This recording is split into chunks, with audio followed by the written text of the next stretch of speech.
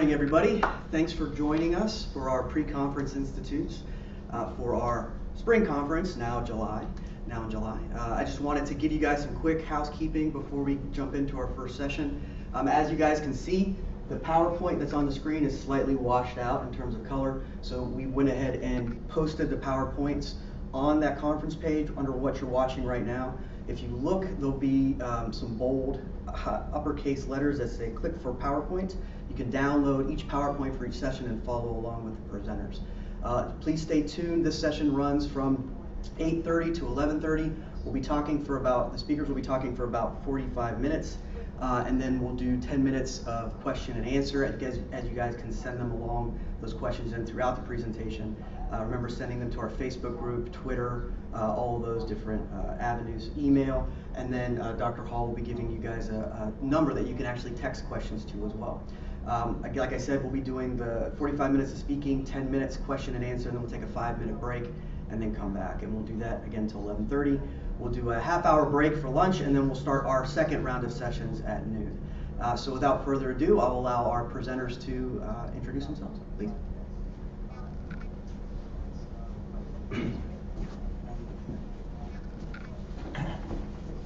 Hi, and thanks for joining us today.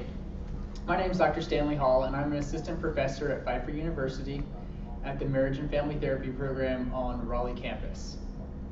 I'm Jim Workman. I am one of the students here in the MFT program and in the clinic right now. And I was a chaplain on active duty in the reserves during Operation Iraqi Freedom. My name is Eric Jordan. I'm an interning therapist over at Pfeiffer Reach and part of Pfeiffer University's Marriage and Family Therapy program. I'm a retired Army. I'm also the author of the book Deployed, the Survival Guide for Families at War. And I wrote the book about 2 years ago after spending 4 years on the 29 Palms, California Marine Corps Air Ground Combat Center base. And that's a mouthful. It's located in the Mojave Desert. It's the largest geographical base in the country. It looks like Afghanistan. It's all brown, big brown mountains, sand, cactus, creosote. It's one of the least desired bases for Marines to go to. So while I was there, I worked on the Naval Hospital Deployment Health Clinic, and we worked with PTSD, TBI, and we had neuropsychologists, psychologists, doctors, physician's assistants, nurses. We all worked together to try and provide care for veterans, actually as active duty at the time, or people who were about to get out of the military. And then 3 years I spent, so 1 year in the Naval Hospital and 3 years in the Family Advocacy Program, which primarily works with domestic violence. And each of those places gave me a great opportunity to work with a lot of different aspects of the military. And basically everything that I would say to the families is what I wrote in this book. So I highly recommend it if you want something to help families who are getting ready to deploy, have just deployed, or in the middle of deployment, or are coming back from deployment. And we have a lot of different ideas of how the military operates, because I was on a Marine base and these guys were in the Army. I was in the Army Reserves, and so I even had a different perspective than Eric over here, who was on active duty. Yes. So, forgot to get my clicker. Okay. So we're going to introduce you to a little bit about the military, because we're assuming that some of you may have no idea how the military is vastly different from regular civilian life, and yet very similar. So boot camp or basic training, or if you're in the Air Force or Coast Guard, it could be very different, but boot camp is very intense. But if you ask a Marine, they'll tell you it's actually the easiest part of being a Marine, because it just keeps getting harder.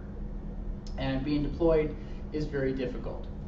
So as a family therapist, you want to know the military as well as you possibly can. You want to know the rankings, you want to know the difference between commissioned and enlisted, you want to know what the different acronyms mean, and there's lots of acronyms. And you may catch us using acronyms. You can text in and ask what they are.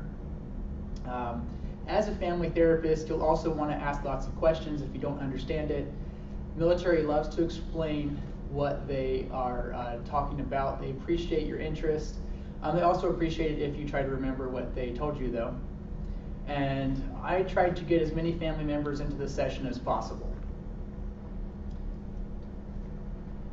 Okay, so on the base, depending on how large your base is or post, you may have a variety of different resources. In 29 Palms, there was a Los Angeles University program called Focus, and it focused on resiliency. And there was also some traveling counselors who came through. There was a FRO, which is a family readiness officer, who helped the families get through deployment, and they had a different name for that in the Army. It was called Family Readiness Group, which is FRG. And chaplains are highly involved in the FRGs as well. And one of the things that you may find helpful if you're dealing with someone who is deployed or is about to deploy is knowing that the military is a different culture altogether. And so a lot of the new military, 18 years old, 19 years old, just coming in, are not aware of the resources that are available to them, such as what Dr. Hall has mentioned. Mm-hmm. And the family advocacy program where I worked, it had opportunities for people to get just regular counseling, and of course there's TRICARE, which is the insurance they receive, and then there are internet programs, there's toll-free numbers they can call, and all of this is designed to reduce the stress that families experience, because the whole family is affected, as we know in marriage and family therapy. And you can't assume that the families, the spouses, that they know what the military is about. And so if you know a little bit, you might need to educate some of the families and some of the spouses on what to expect pre and during deployment and post-deployment as well. Yes. So, if you're married and you're in the military, it's good to spend time together. And time is even less available in the military. I know the Marines work way harder than the soldiers, so yeah, they had even fewer time. I'm going to keep making jabs at them. I wasn't actually a Marine, I was just a civilian, but I identify with the Marines.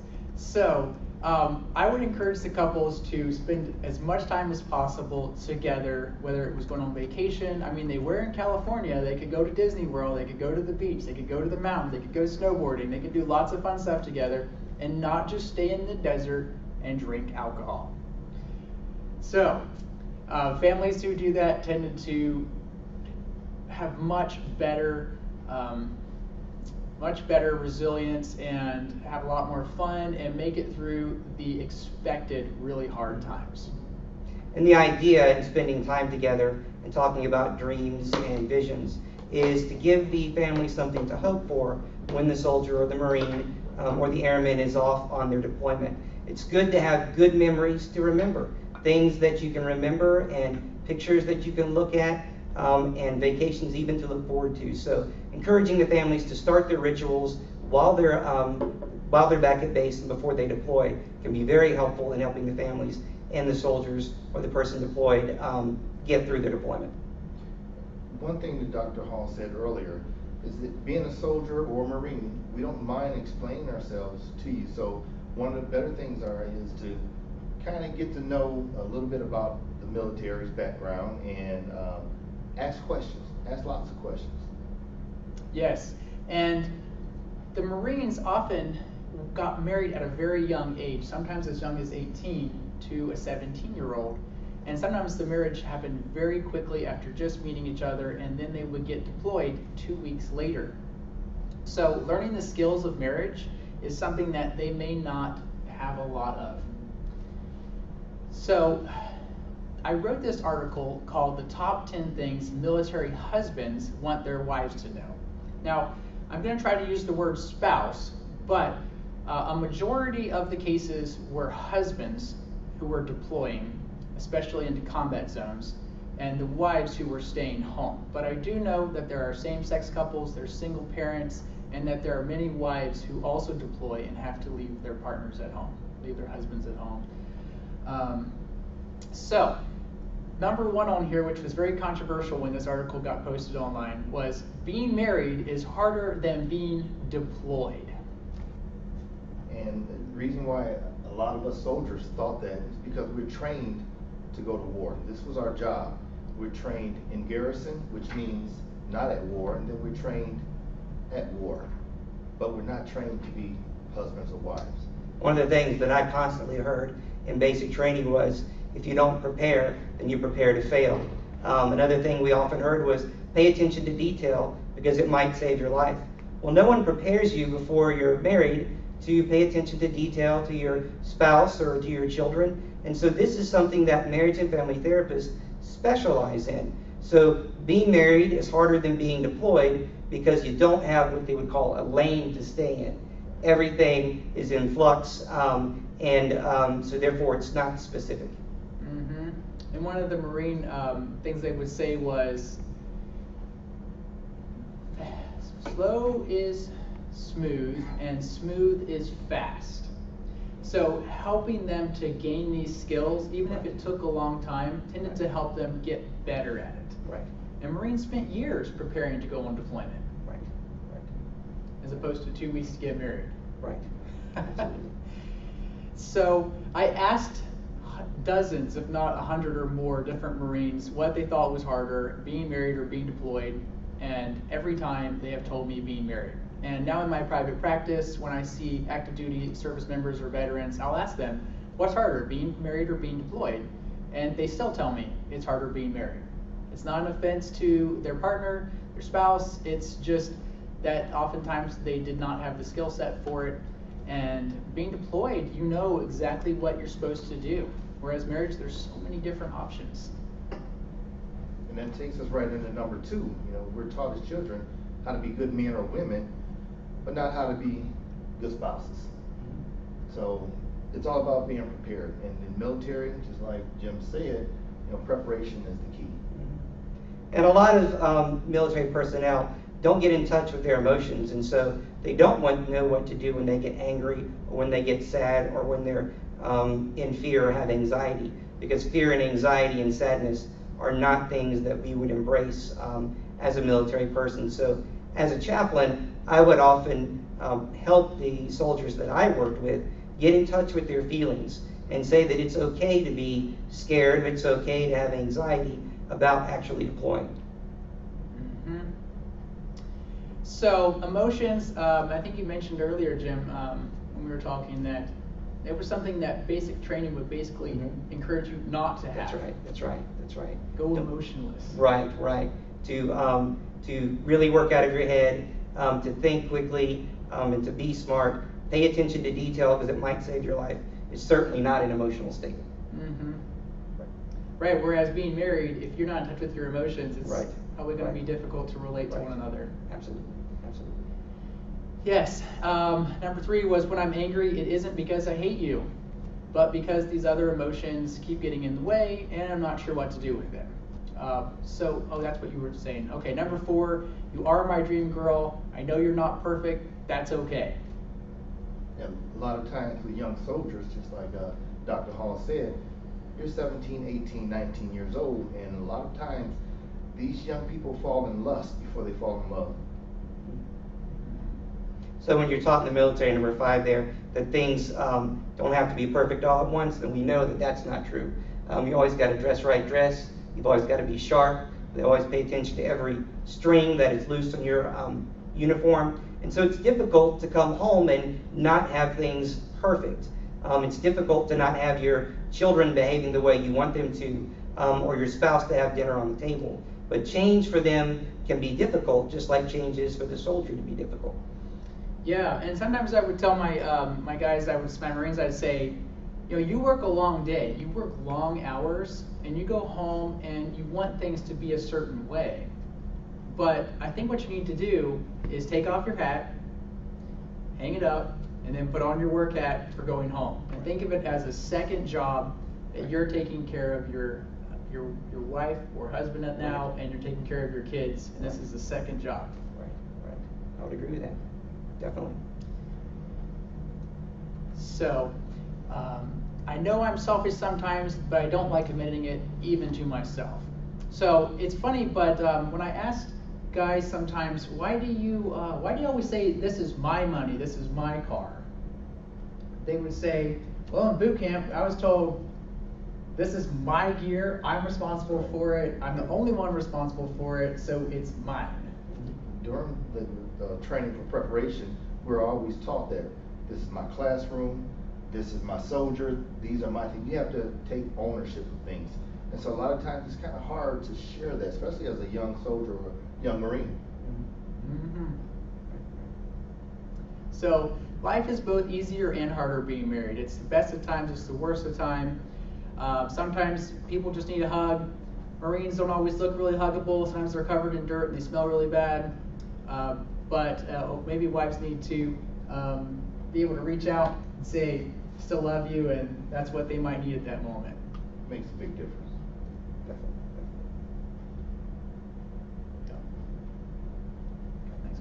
Okay. You mean the next point? Oh, yeah. Well, I was just going to say that about emotions.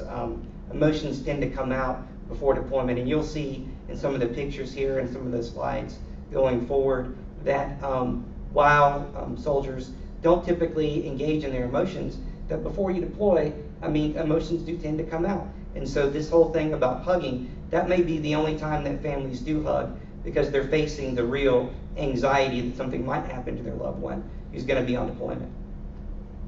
Absolutely. One of the biggest problems that you'll face as a therapist with a soldier or an ex-Marine is that the energy level is usually not there. There's so much that goes into preparing for getting ready or to maintaining your job or your mission that you don't have anything left. And so trying to help them use time management wisely is one of the better things that we can do. And this whole concept of change there that you see in number 10, soldiers don't like to change. I imagine the same thing for Marines as well. Everything has a structure and everything has a plan to it. In fact, we actually have a particular word for changing plans, frago, right? A frag order means that something's coming up and something's going to change. So when it comes to changing things, while the overall picture might change, the way that a soldier or a military person actually functions never changes. You've got a job, you've got a lane to stay in, and so change is not something that comes easy. So anytime in basic training when you were told, change something, cut your hair a little closer, get rid of the wrinkles in your uniform, your boots aren't highly shined, changing means that something is wrong. And changing means that you're not living up to par. And so even when family therapists or chaplains or spouses ask for a soldier or a Marine to change something, it usually means they feel like something is wrong with them, and they feel like that they're not a person who's good enough to be in that relationship. And something that Jim and I also talk about a lot is when that young soldier wants to complain and or change something because he's not used to it, he's told by someone in his chain of command, suck it up and drive on. Right. Here's right. your straw. Here's your straw. Heard cowboy up so many times. That's right. Right. Right. Yes. So being in the military is kind of like a different culture. There's different language, there's the acronyms, and the Marines say once you're a Marine, you're always a Marine. So I actually had a Marine correct me one time and say, don't say ex-Marine, say former Marine. Mm-hmm. Absolutely. Okay. So happy families. That's what everybody, I think, when they get married is dreaming of. Or when they get together, they're thinking, I want to be in a happy family. I'm doing this because not just because I want more money, but because I genuinely believe this is going to make me happy. So some principles of happy families are don't exploit family members, recognize their weaknesses, and actually protect the weaknesses. Because too often, I would see them almost finding the weakness in their partner and almost leveraging it to try and get their way. So just like a battle buddy wouldn't want to exploit a weakness Right. of someone who might have their back later on, Right. Right. spouses need to cover each other's back like Right. battle buddies. Absolutely. Because when the battle buddy succeeds, I succeed. And when I succeed, the battle buddy succeeds. And so what Dr. Hall is talking about here is instead of a soldier or a spouse wanting the other person to change, what they really want is to have success in their marriage and to be happy. And so teaching those principles, using what soldiers already know or Marines already know, that you don't want to exploit weaknesses, that you don't want to leave, there's nobody left behind. So you don't want to leave them behind. You want to be able to trust in them. That's the way you can encourage true engagement in their relationship when things get tough.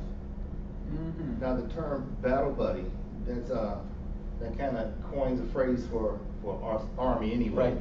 that a soldier's never alone, ever. Either in battle and or even in garrison. Whenever you're on a mission, you always have someone with you. And no matter what, if it's 2 or 3 or more together, someone is in charge of that group. And so it's not uncommon for a spouse or for a child of a soldier, a Marine, or an airman to feel like they're alone and they're isolated. And so it's important to make sure that you pay attention to your spouse and make sure that the person who's deployed or the veteran or what have you is paying attention to their family. Mm-hmm. And I like some of the slogans that they have, like an army of one. Right. What happens with me and I succeed, you also succeed as well. Right. Absolutely. It's a win-win situation, as Steve Absolutely. Covey would call it. Absolutely. Mm-hmm. In the Marines, they talk about always being faithful. So Super Fidelis, that's right. Yeah. Right. So we'll probably won't have a lot of time to talk about infidelity, but that is a really big issue, especially during deployment. And always being faithful includes being emotionally faithful, being there for them. Now, in the military, sometimes it is really difficult to prioritize the marriage or the family because if you're on demand, if your commander says, hey, you're going to be here this Friday and Saturday, I don't care if you got a vacation planned, you're going to be here. Right. Absolutely. They've got to be there. Absolutely. One of the difficult things that we experienced when we were on deployment, particularly with the reserves, and I don't know so much about active duty, but with the reserves constantly reminding those soldiers who deployed that this is really temporary. Your life still exists back in the States. So what's going on right here is very much an illusion because the things you do here are things that are going to carry back with you. So if you are engaged in infidelity or some kind of emotional affair with a female soldier or a male soldier if you're a female, that's something that really will carry back with you, not something that you can just leave behind. So I like the metaphor that I developed in sharing with my Marines and sailors. It was, imagine that you've gone out into the desert on a special mission, just the two of you, and you make a couple mistakes and you both get shot. What do? And you mentioned something about a chest. Oh, well, when you're in battle, you have combat lifesavers. I was a combat lifesaver instructor, and so what it is someone within your unit who's not actually medical, they can actually transition into someone that can assist you, save your life maybe. And so that's kind of like a metaphor for someone in your family. No matter how you may be feeling emotionally or physically that day, they can become that combat lifesaver for you. So you know that wherever you go, your battle buddy is there, or someone who is able to get your back, who is able to heal your wounds, who is able to make sure that you're protected if you're injured. And this is something that translates into how families operate, and something that I think all families want is to know that we talk about attachment in family therapy. And that's one of the things that we all desire and crave, even if the soldier or the Marine or another deployed person is not able to talk about. And it can be really sad stuff to talk about.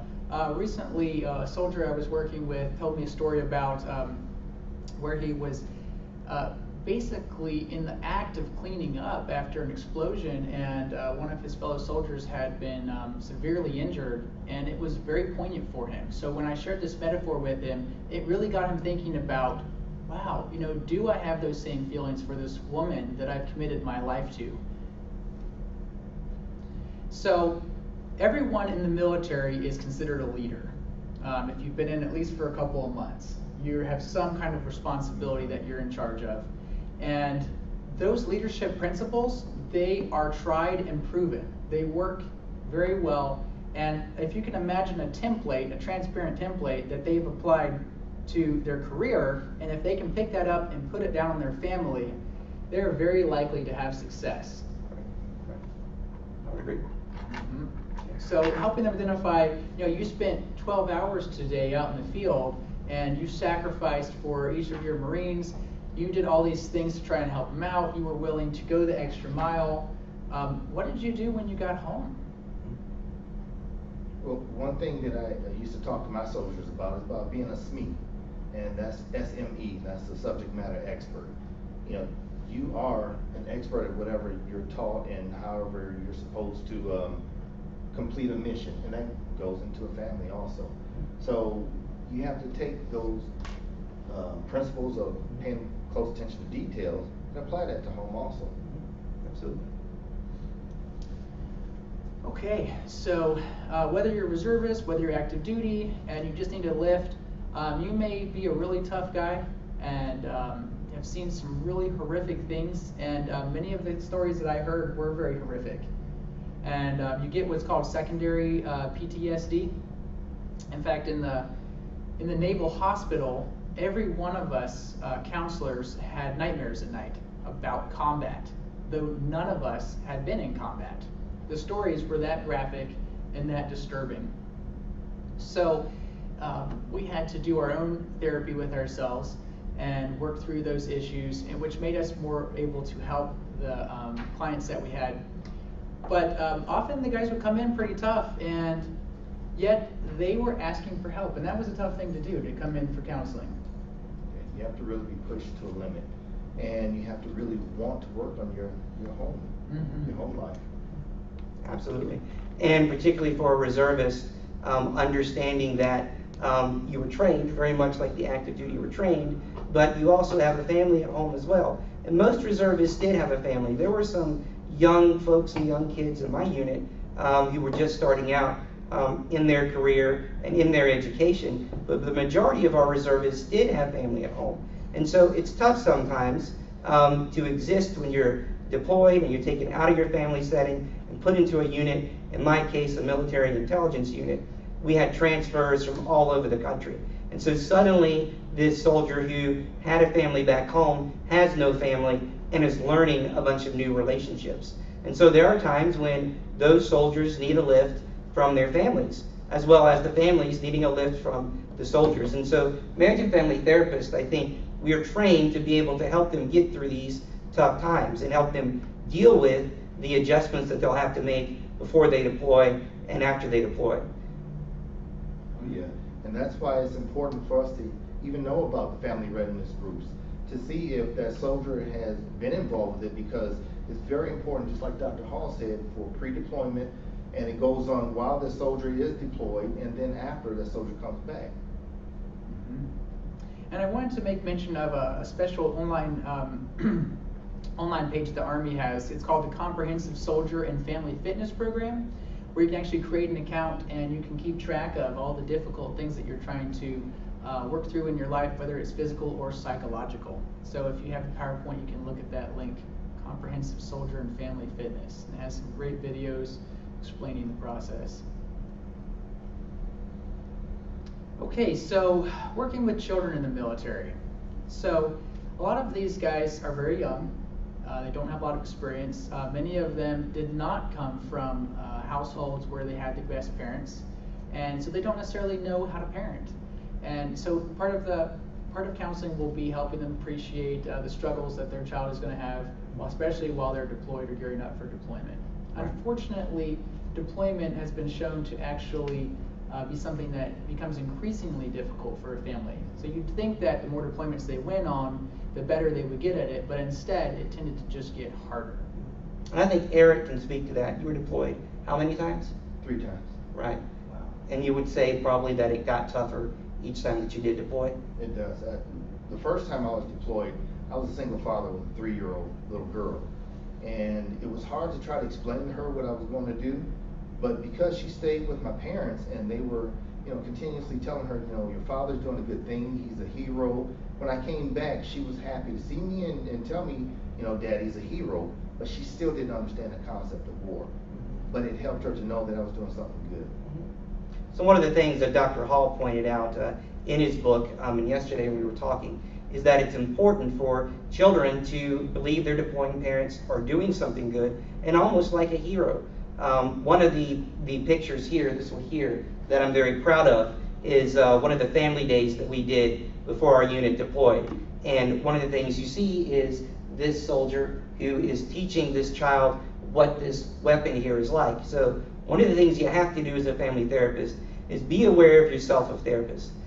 Be aware that children need to know that and believe that their family member is really doing something good and can call them a hero. that's important to their psychological health.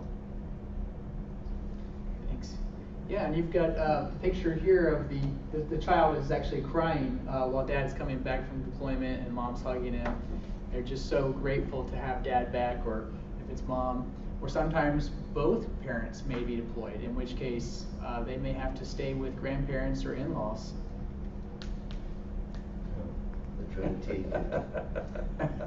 This is actually a picture that Dr. Hall, where did you get this from? Just download it from? I just got it all. This had wonderful memories for Eric and I.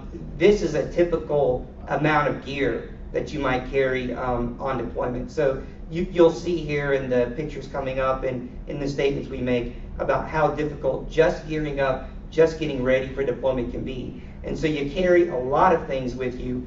We were talking about that even as a chaplain, chaplains don't carry weapons, but I still, every time I got on a Black Hawk or a C-130 in the 200 miles of the desert that I worked in, I carried TA-50 all the time. So I carried a rucksack with 3 uniforms and what we call MOP gear to protect us from nuclear, biological, chemical weapons. And often those airmen who were working on those C-130s would kind of chuckle and say, "Chaplain, why are you carrying all this stuff?" Well, there's a lot of gear that we do have to carry, and the same thing is true, I think, for those that are deploying. They're carrying heavy loads with them as well. And so just being aware and being cognizant of the fact that there's so much going on for the soldier, for the person who's about to deploy, and for their family. As a therapist, this is something that you can kind of relate to with a metaphor, you know, paying close attention to detail, because we're responsible for every piece of equipment that you see here, all the way down to the small, say like, I don't know, your medical kit, Right. your atropine, Right. just anything and everything. A compass, small, anything like that. Everything. Right. And so Right. you pay that kind of attention to your marriage, Mhm. and at least, you know, try to be responsible and start gaining that kind of sense, you can go a long way. So this slide, I think, tells a story in and of itself without bullet points, and that is, if you get the soldier, the deployed person, if you get their family the gear that they need, then they will be relaxed and able to do the work that they need to do. Because we know that service members are very disciplined. We know that once they know a good principle, they will follow it. Right. Absolutely. Absolutely. See it? Yeah, there you go. So again, this is another sort of pictorial idea of what gearing up for deployment will be. And as Dr. Hall just mentioned, there's a lot that goes into this gearing up. And so you'll see this top slide on your left is a picture from my unit where you're taught combat life-saving measures and how to take care of your fellow soldier. You'll see in that one in the top right there that this is one of the folks in my unit who was teaching how to actually give atropine in case you were exposed to nuclear, biological, and chemical weapons. And this picture over here was really just in one of the offices where we prepared for doing work. And these are some of the officers who are doing the work in this full protective gear as if there was a threat of actual nuclear, biological, chemical weapons. And then over here you see all the loading up things that are happening. So before you deploy, there is a sense of intensity that will take this service member away from their family and will distract their attention.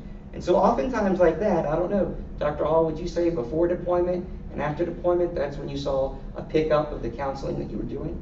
Yes, definitely. In fact, many of the spouses whose husbands had deployed several times, they told me that gearing up for deployment was actually worse than the deployment because there were so many long hours spent out in the field. Right. And they had to spend so much time trying to help them to get ready for the deployment. And emotionally, there was so much turmoil. Right, right.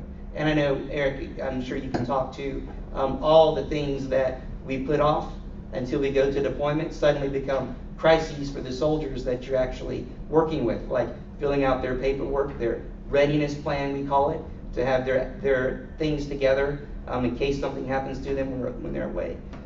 Also having their finances in order, having someone to take care of their kids. Pets were even an issue before you deployed. How were pets going to be taken care of? For me as a chaplain, my counseling load picked up. I did a couple weddings just before deployment, so there are a lot of things that are going on before deployment that can have an effect while the service member is gone and when the service member comes back. And if you can think about it, no honeymoon, and I think you mentioned this in your book. If you can imagine getting married, no honeymoon, 2 or 3 weeks later, you're gone, and you're not around that person anymore for a year to 2 years. As a leader, I used to work hand in hand with the FRG and letting them know that, the wives or the other spouses know that we have a checklist that that soldier has to go all the way down. And it goes everywhere from a living will all the way down to, okay, how the family is going to be paid and be taken care of financially while that soldier or Marine has gone away. And so that makes a big, big difference to make sure that there is a checklist that's been taken care of the family. Absolutely. And I would say, I don't know on active duty what you experienced, but I would say that there weren't family therapists readily available to our units and to our soldiers.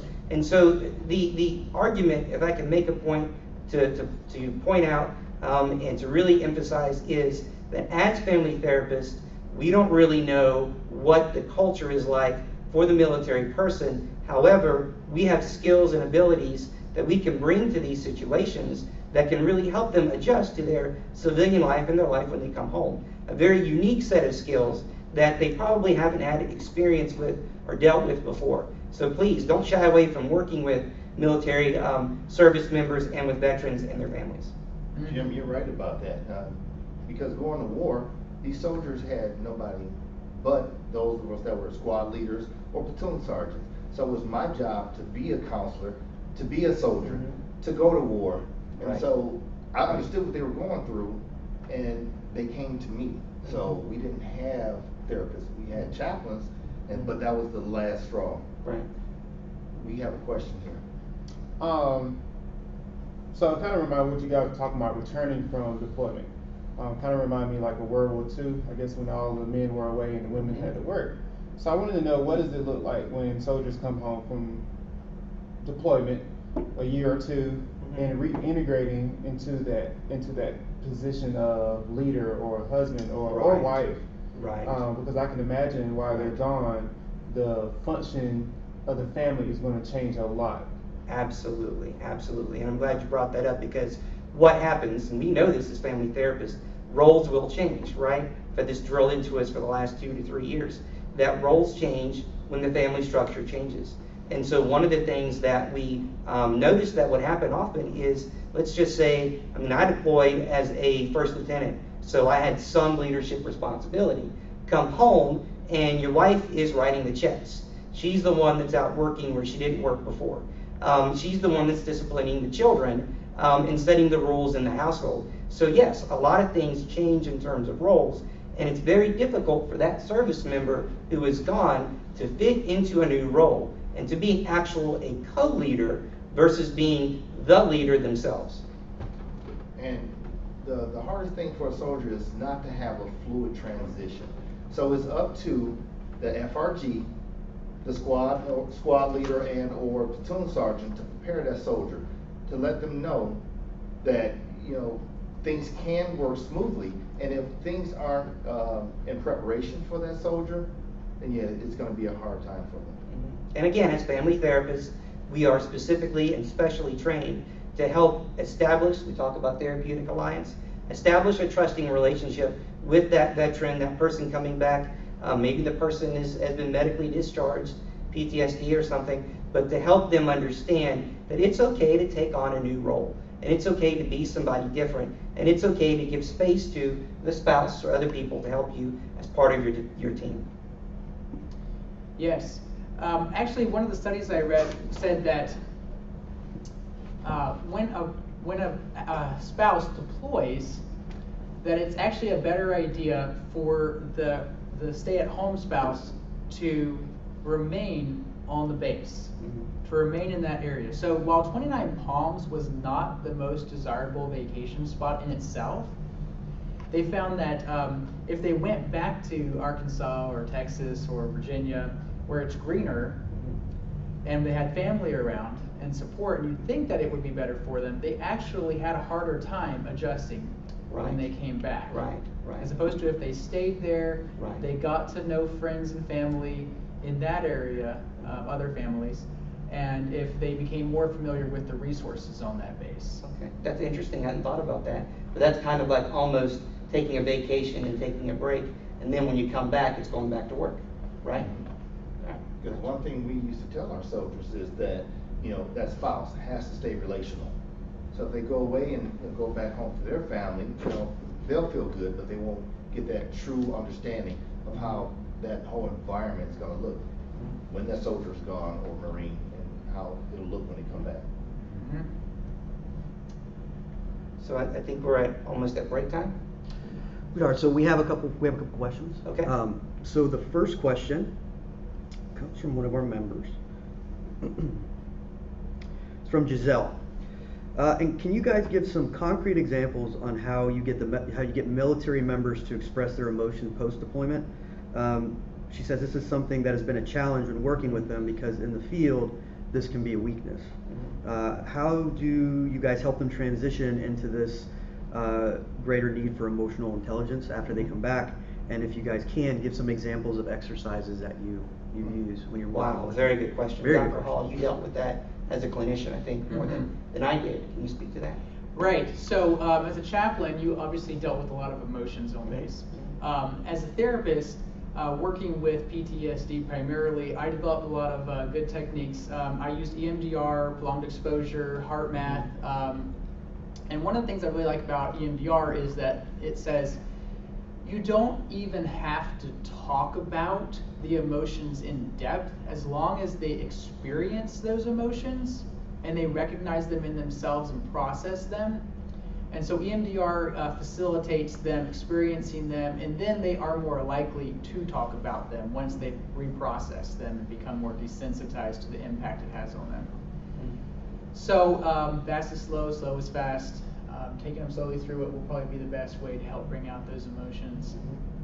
One of the things to remember, and there's a lot of research that's come out just in 2014 about the effects, the neurological effects of combat stress. So not just for those who witnessed or experienced the horror of trauma, but those soldiers, those deployed who were in a situation of heightened readiness all the time. And so they did fMRIs that show the amygdala is constantly active, and how it affects the prefrontal cortex and how the thinking works with someone who's been in combat. And again, just the threat itself, the perceived threat itself, actually creates different neural pathways within the person coming back from deployment. And these neural pathways, again, were different than from the person who actually killed somebody or witnessed killing or actually witnessed some of those first-hand traumatic events. And the reason that the difference exists is the person who experienced those traumatic events got more support afterwards and got more support during experiencing those events. Those people who had quote-unquote perceived threat lived in that heightened state of awareness. So some of the research that's come out, even in the Journal of Marriage and Family Therapy, in the last 6 months or so, is looking at how do we address these emotions in a dyadic fashion. And we'll talk a little bit about this going forward, but addressing the family relationship. We've centered on veterans and we've centered on combatants, and we've said we need to fix you. What we need to do is talk about the family as a whole and how emotion gets expressed in that family unit. And like I said, emotionally focused therapy has been one empirically based theory that's been used to work with veterans and their families. However, we know that it's contraindicated when there's intimate partner violence. And so some of the things that Dr. Hall will talk about, the EMDR, particularly the heart math, the being aware within your body of when you're experiencing stress is huge and it's key. That's why some of these service dogs are being given to veterans as well, because veterans are not aware of what's going on with them emotionally, and they just kick into this hyper arousal and hyper response place that they're in. I hope that's helpful. We have a saying in the Army, you have to start where the rubber meets the road. And so before you get to the levels of what they're talking about, that soldier has to start with his chain of command. That goes from the squad leader up to the platoon sergeant, and then the commander himself. Mm-hmm. And that's, everything is addressed starting with that first line supervisor. Mm-hmm. And throughout your whole military career, you're trained and you're prepared to be a leader. And to be a leader, you have to know how to empathize, you have to know how to understand, and actually show your soldiers, okay, it's all right to be a soldier and it's all right to be a person at the same time. So throughout my career as a leader, 15 years of being NCO, which is non-commissioned officer, all the way up to sergeant first class, I was taught, I was trained, I went through advanced training, primary leadership development, that's PODC, ANOC, BNOC. And so we're trained how to be a person. So we listen, we counsel, and for me as a squad leader, when I was a squad leader, I had to counsel my soldiers monthly. As a platoon sergeant, I had to counsel my squad leaders every 3 months. So that training and that counseling, that was a continuous, ongoing thing. So to kind of address your question, where the rubber meets the road, the sergeant, the leader, was the first person that had to address any issues that soldier may have had. And after coming out of deployment, and we'll, because there may be more questions, but after coming back from deployment, therapeutic alliance, going slow, teaching that person not to be afraid of their emotions, to be able to be aware of themselves, and to be mindful of that emotion they're experiencing. In a lot of ways, the trauma that you would deal with that's non-military, you can deal with a military person. But trust is key. And we're going to talk a little bit about, in interventions, establishing that trust. Do you have other questions? Yeah, one more question. So when you guys end up working with military members, and it's clear that having the family member come in, spouse, would be useful, do you guys find that there are certain issues, or how amenable are those military members to bringing in their spouse? And for those that maybe aren't as amenable, how do you guys end up addressing that? That's a good one for you, Dr. Hall. Actually, they were usually really interested in having their spouse come in. That's always helpful. Yes, and the spouse was often interested in giving their perspective. Because I did work with domestic violence for the last 3 years, sometimes I wasn't able to see them conjointly until they had worked through the group sessions that addressed the violence. But usually, if they were able to work through those groups successfully, then the conjoint sessions were good, and we had some great discussions. I would think too that from my experience, the spouses often came first, and getting the military member there would have been, you've seen that a lot, would have been more difficult, because to go see deployment help or to go see the mental health provider could actually be a negative mark on a service member's career. And so that's where chaplains, because coming to see a chaplain could be about anything, and spiritual fitness was encouraged, and so there was a lot less threat in coming to see a chaplain. So I would get couples that would come together pretty often, but actually convincing that service member to come can be more of a challenge than the spouse themselves. The spouse usually, I think, is supportive of that person who's in the military, because that spouse is much like the rest of our culture, who puts out those yellow ribbons whenever that person is away. Does that answer that question? I hope that's helpful. Very good. Okay. Any other questions? So we are going to move into talking about deployment. We're going to talk about post-deployment, and we're going to talk about finances, death, killing, anger, spirituality. All those things impact when the person comes back. But also, one of the things that Jim is expert at is moral injury, which is very similar to PTSD. So we'll pick up there when we come back. Absolutely. Thank you. Thank you. Oh, and we'll be back at 8:30. Okay. Oh, 9:30, I'm sorry. 9:30. Thank you.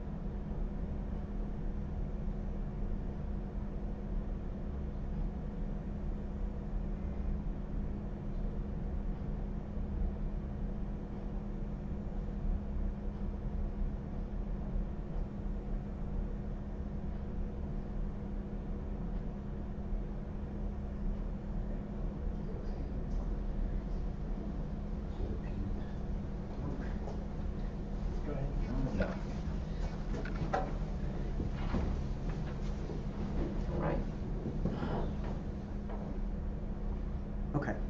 So during the break, we had another question come in.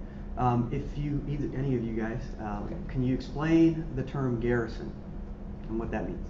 Go ahead, Eric. Not in the field or not at war. Whenever you're back at your unit or you're at home. Staying in barracks or whatever, right? Yeah, plain and simple. If you're not at war or if you're not in the field, doing field training exercises. Yeah, actually, I have a book that I'm not related to this person, but this is Lynn Hall. And this is Counseling Military Families, and it does have some specifics in there about some of the terminology that you might find in the military. And actually at the end of the PowerPoint, you'll see there's a list of books that are recommended that talk about counseling or working with the military.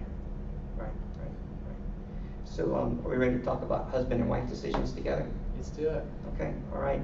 So this section of the PowerPoint here was part of what Dr. Hall wrote about in his book about how it's important for the husband and wife to make decisions together and to make these decisions before actual deployment.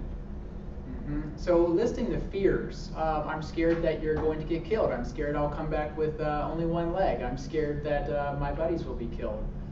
Making a list of those fears and making a list of the spouse's fears and then comparing them and talking about them is one way to bring up emotions. Because even though they don't like to label them as fears, they'll often use the words, I'm afraid that this will happen. I'm scared of this. And that's more acceptable for them as opposed to saying I have fear. Right. Yeah, so making a list of fears, I mean, what you can discover is that the partners share the same fears. Children want to talk about things that they're afraid of, and it's important to give them a voice, to be able to talk about the things that they're thinking and that they're feeling inside. Taking a lot of pictures and videos of yourself on video, that can be really important too, because one of the things that I like to get when I was in the field were those care packages. And in those care packages, to be able to see that, I mean, how many seasons are there in the desert? 0, but being gone for an entire year, it was nice to be able to see spring still happened back home, that winter still happened back home, that life continued as normal, and that I wasn't going to be stuck in this desert for the rest of my life. And so also having pictures of your spouse or of your children can be something that helps somebody get through some of the really toughest parts of deployment. Also, coming back when things get tough, this is when things were good. Before I deployed, this is when we used to go to Linville Falls or something on the Parkway. Starting those rituals before you deploy so that when you get back you can kind of pick up where you left off. Dr. Hall was talking yesterday about somebody who had kept a diary for one of the Marines when they were deployed. We'll talk about that. So every day, this lady, she wrote down everything that she did. She mentioned if she got her nails done, if the kids got a certain grade on the test at school, if there was a sickness, a doctor, where she went shopping, who she talked to on the phone, every little detail. And she would write it in a journal, and then every 2 weeks she would mail that to her husband who was deployed, and then he would get it and read it, and he could respond. And when he came home, he was able to fit right in. He knew all the details of what had been happening every day that he was gone. My father, who was in Vietnam, used to actually get cassette tapes. Oh my gosh, cassette tapes. But he used to actually get cassette tapes from back home, and he would talk about how great it was to hear his mom's voice and dad's voice and his aunt's voice, just to know they were there and just to know that they were thinking about him. On the next bullet there, what you see is making plans for non-deployed family members is really important, because being away and the family picking up without that deployed person there, there's a big hole. And so making sure that the folks that are at home don't experience just a gap when the person deploys. I don't know, Eric, did your family experience that? Oh, definitely. But one thing I have to say is that I can totally agree with the cassettes. The first time I was deployed was in '92.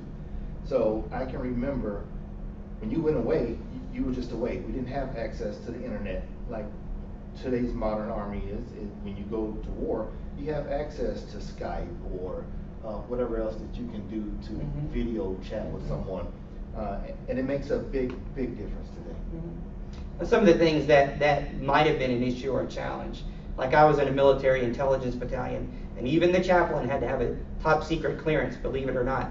And so there are things that can't be communicated when you're away on deployment, but that doesn't mean that that family member, that deployed person, isn't thinking about their family member. Great. So, talking about wishes, talking about dreams, talking about visions, having a plan of this is where we want to go as a family. Stephen Covey talks about beginning with the end in mind. So if a family knows that they want to do this after they get out of the military or when they get back from deployment and they have something they're looking forward to, it's going to give them something to look forward to. It's going to have them a clear goal. So Stephen Covey talks about if you have an airplane flight going from Los Angeles to New York, that airplane is off course 90% of the time, but they just keep getting back on course because they know what their destination is. Yeah, definitely. And I cannot stress the importance of an FRG in someone's unit just before that soldier or Marine deploys, because that FRG is going to keep that family member prepared. They're going to keep them up to date with what's going on with that soldier's unit or that Marine's unit. And it's going to let them know that when they get back, things are going to be different. This is what you're going to have to adjust to and for. So the civilian version of that family readiness group might be finding a veteran support group, might be finding a VFW to be a member of. Meetup, I don't know how many folks take advantage of meetup groups, but there are also meetup groups that get together veterans from Operation Iraqi Freedom or Operation Enduring Freedom or Operation New Dawn. Some of these resources that if you're technologically tuned in, you can actually turn soldiers and their families onto. Eric was actually talking to me about the local VFW here in Durham and how helpful they are for providing a community for the veteran or the person who's come back from war, to find a place for them to not feel isolated from the world around them and from their community. So this quote here was pulled from a recent Reader's Digest that came out that had some actual words that those who had deployed or those who were currently in the military had shared as a result of some of the interviews with Reader's Digest. So here's one of those that Dr. Hall alluded to. Being deployed is a lot easier for the soldier than for the spouse. When you're deployed, you're focused. You do your job. You don't worry about homework, sports, and lunches. We had 2 kids the first time we deployed, this colonel says, and 4 kids the second time we deployed, and those were really tough times for my wife. So recognizing that the folks who are coming back from war, or even if you're in a place and you know that soldiers or such are taking off, to keep them mindful of the fact that it is just as tough at home as it is if you're out there in the desert somewhere doing the work of the military.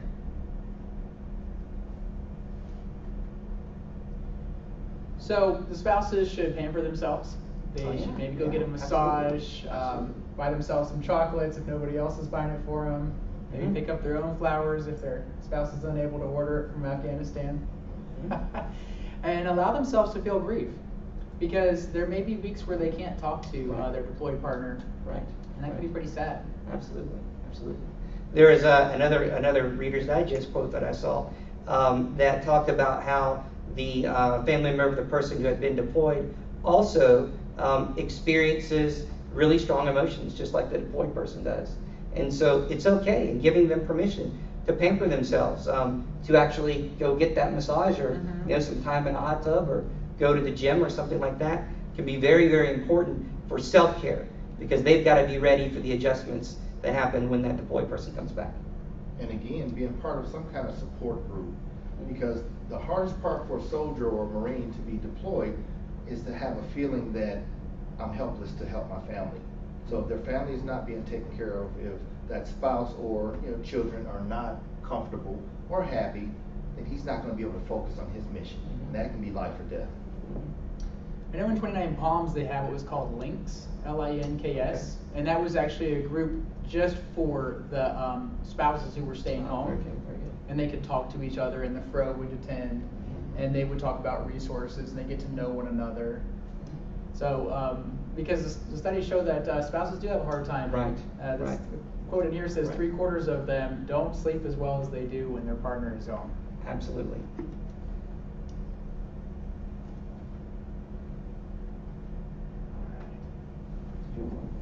Is your slide next?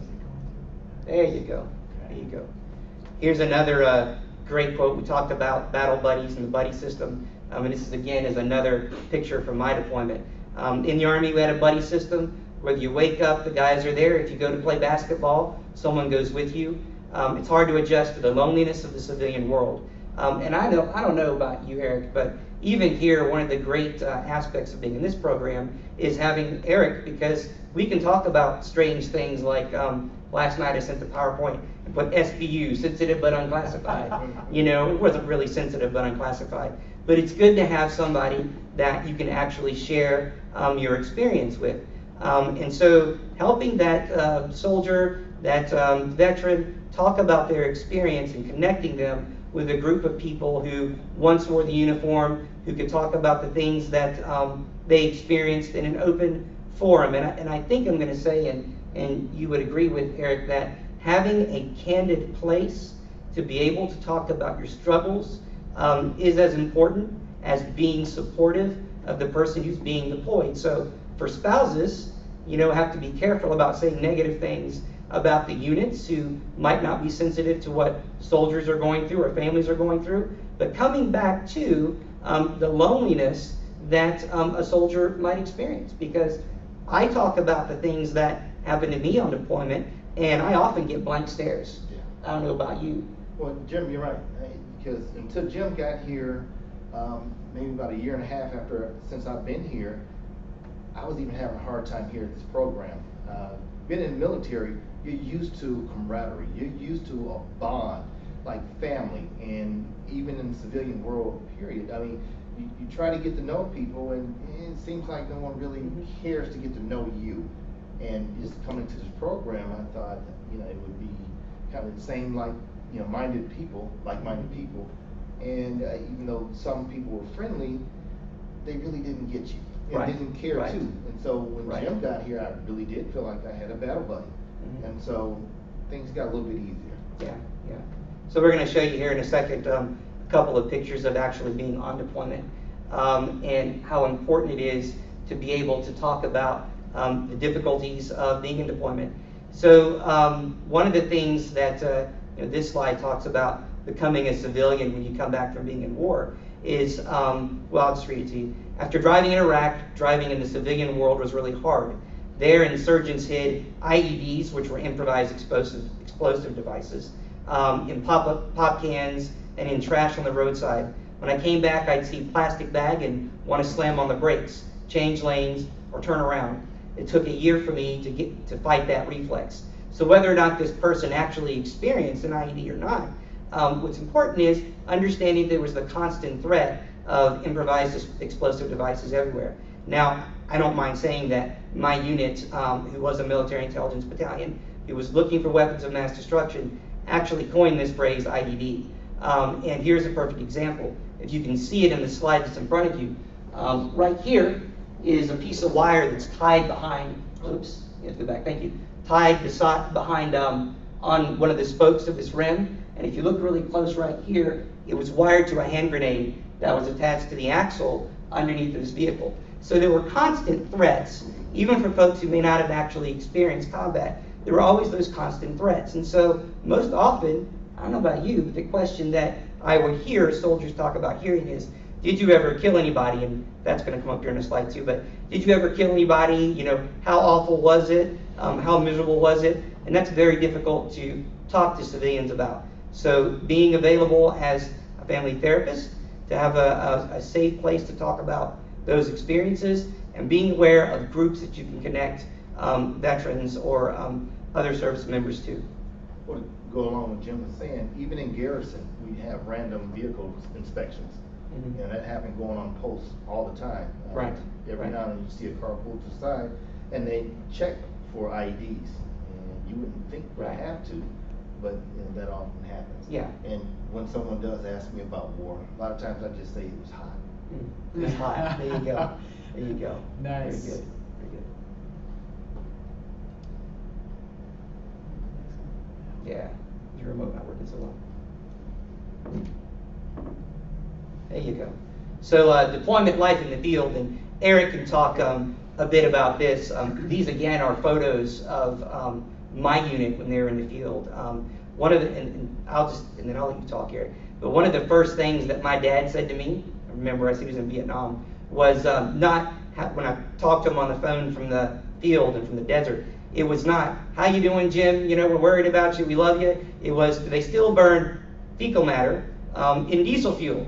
And that's what you see up here, those 50-gallon drums that were cut off. And unfortunately, one of the things the enlisted had to do. But it was always like this on deployment.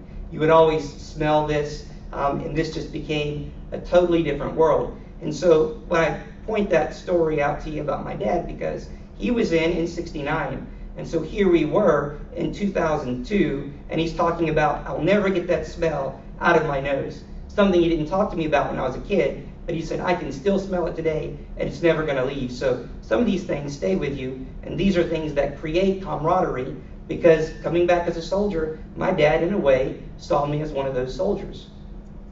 So what Jim is talking about is something that a phrase that I use, kind of like our abnormal norms. So within the military, when you're in the field or if you're at war, you get a normal sense of an abnormal situation. And as you can see here, we had what's called either burn pits or burn pots is what we call those, because we'd have to cut those drums down to size.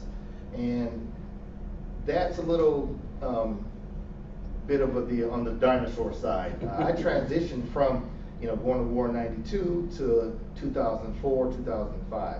And so you'd have to find a unit that was just so far, in the front echelon. But normally, now in the modern army and the modern wartime, there's improvised latrines and showers with giant blivets and I don't know if you understand what a blivet is, but yeah, here you can see soldiers still trying to be normal, playing cards. In a previous slide, you saw playing basketball. So they would actually make improvised basketball fields, soccer fields, wherever you can sit down, playing cards. And so these are the experiences that your soldiers or your veterans had when they were away and they were in combat. So it's not all about, the situation isn't just all about killing and about death and destruction, but actually getting an idea of what your service member dealt with while they were there and they were in combat. And actually, I don't know, Eric, you and I have talked about MASH before. MASH is actually pretty real and pretty accurate for what a combat surgical hospital went through back in the Korean War. I was actually in a combat surgical hospital before I transferred over to the Military Intelligence Battalion. So again, one of these things, and Eric can tell you about this, that is a thermometer there that we took a picture of when we were there. And it's registering 115 degrees. And so finding a place for these folks to be able to function in 115 degrees. And here's another soldier who's doing the best he can to catch some sleep and to get a nap, because the operation tempo, we would call it, was so rhythm, run after the other. What was the shift you said you were on? 48 on, 24 off, maybe? Oh no, I worked 24-hour shift, and we have 48 hours off, and then we go back for a full 24 hours. Right. So one of the things Dr. Hall talked about in one of our classes was that getting these Marines, in his experience, to slow down when they get home, to realize that everything doesn't have to be done right now, because the family operates a little bit different than the military, wouldn't you say? Slowing down. Right, right. Just slowing down becomes key. Well, that was another part of our abnormal norm. In garrison, you worked like a 9 to 5 if you weren't out in the field. And so I was a respiratory therapist in a combat support hospital, a CASH. So what my family members or someone else's spouse may think of, okay, he's just going to work, I would work a 24-hour straight shift. And so that in itself is stressful. So as you see this soldier here, you try to take a nap whenever you can. Sometimes your body would just crash and burn. So again, that was part of an abnormal norm. Long hours of being out in the field. 115 degrees might even be cool in some places. Right. I remember it was 125 at the pool in 29 Palms one day. But lieutenant is pretty low on the commissioned. but the higher you get, the more you work. Right. And I remember a lieutenant coming in and telling me that while he was deployed, he got maybe 3 or 4 hours of sleep at night. Mm-hmm. Right. And he had very stressful decisions to make every day, life and death situations. Absolutely. So I guess part of the key is, for working with folks who have been in combat is really taking some time to hear their stories. My wife talks about her grandfather who was in, World War II in Korea and Vietnam and Panama. And it was sort of a running joke in the family that here goes Pampa telling a war story again. But if you really are going to be able to connect with these folks, give them time to tell their story. They're going to tell you about some of these things, about sleeping in the heat, about being able to play basketball. They're going to give you those surface stories, and then they're going to give you stories like these pictures here. This soldier who is geared up and ready to go at any moment into fire and into battle. Or over here again, soldiers trying to make it normal. They're in an actual hood, and they're wearing what we call a protective mask, and their uniform is underneath, but in a completely plastic uniform that covered them in case they would experience nuclear, biological, chemical weapons. That in and of itself, to become desensitized to that enough to play cards, is really incredible experience to have. And this was in Kuwait when the Scuds were coming over, and we were concerned about NBC, nuclear, biological, chemical weapons, being a part of warfare. What do you think, Eric? What they're wearing is called a MOP gear. And that's MOPP. That's Mission Oriented Protective Posture. So, like Jim said, that protects you from NBC. Mm-hmm. So taking it slow with these folks who come in to see you. I mean, what the spouse might say it's PTSD, the soldier might say, no, it's no big deal. So it takes time for them to know that you really care about their experience and what they've just been through. Mm-hmm. Appreciating what it's like to live in the sand, to sleep in the sand, to have sand all in your clothes, in your hair, in all your gear. Right. Giant spiders. Mm-hmm. Oh yeah, giant spiders. How long would you say it would be if someone came in and presented for clinical reasons? Would they just immediately open up about trauma, or would they first tell you about themselves and about their experience? They actually, I remember one man who was telling me that when he went home and he would try to talk to his family, and actually it was more than one, I'm thinking of several different, and I'm kind of combining together, but he said, I would start to tell them about my experience and their eyes would just glaze over. Right. And so I couldn't bring it up when I went home for Thanksgiving. I couldn't bring it up when I was on the phone. They really just weren't that interested. They wanted to talk about home. Mm-hmm. Now, when they were actually deployed, they did want to talk about home. Absolutely. Absolutely. But when they got home, they wanted to talk about what it was like to be deployed. Right. And so they thought it was great that I was actually leaning forward and interested in what they had to say, and I was asking questions, because when I first got there, I really didn't know very much. Right, right. I'm going to tell you here in a minute when we talk about moral injury, how one of those stories actually unfolded for me, so that the mundane things that you're tempted to glaze out on suddenly become these stories where someone needs to open up even years after they've been deployed. Okay. So moral injury is a new concept when it comes to talking about PTSD and soldier experiences. I'll let you read the quote there for yourself, but the key element to moral injury is what I put in red there, shame. So shame becomes something that encompasses a soldier or a veteran's entire understanding of themselves and of the things that they actually did while they were on deployment.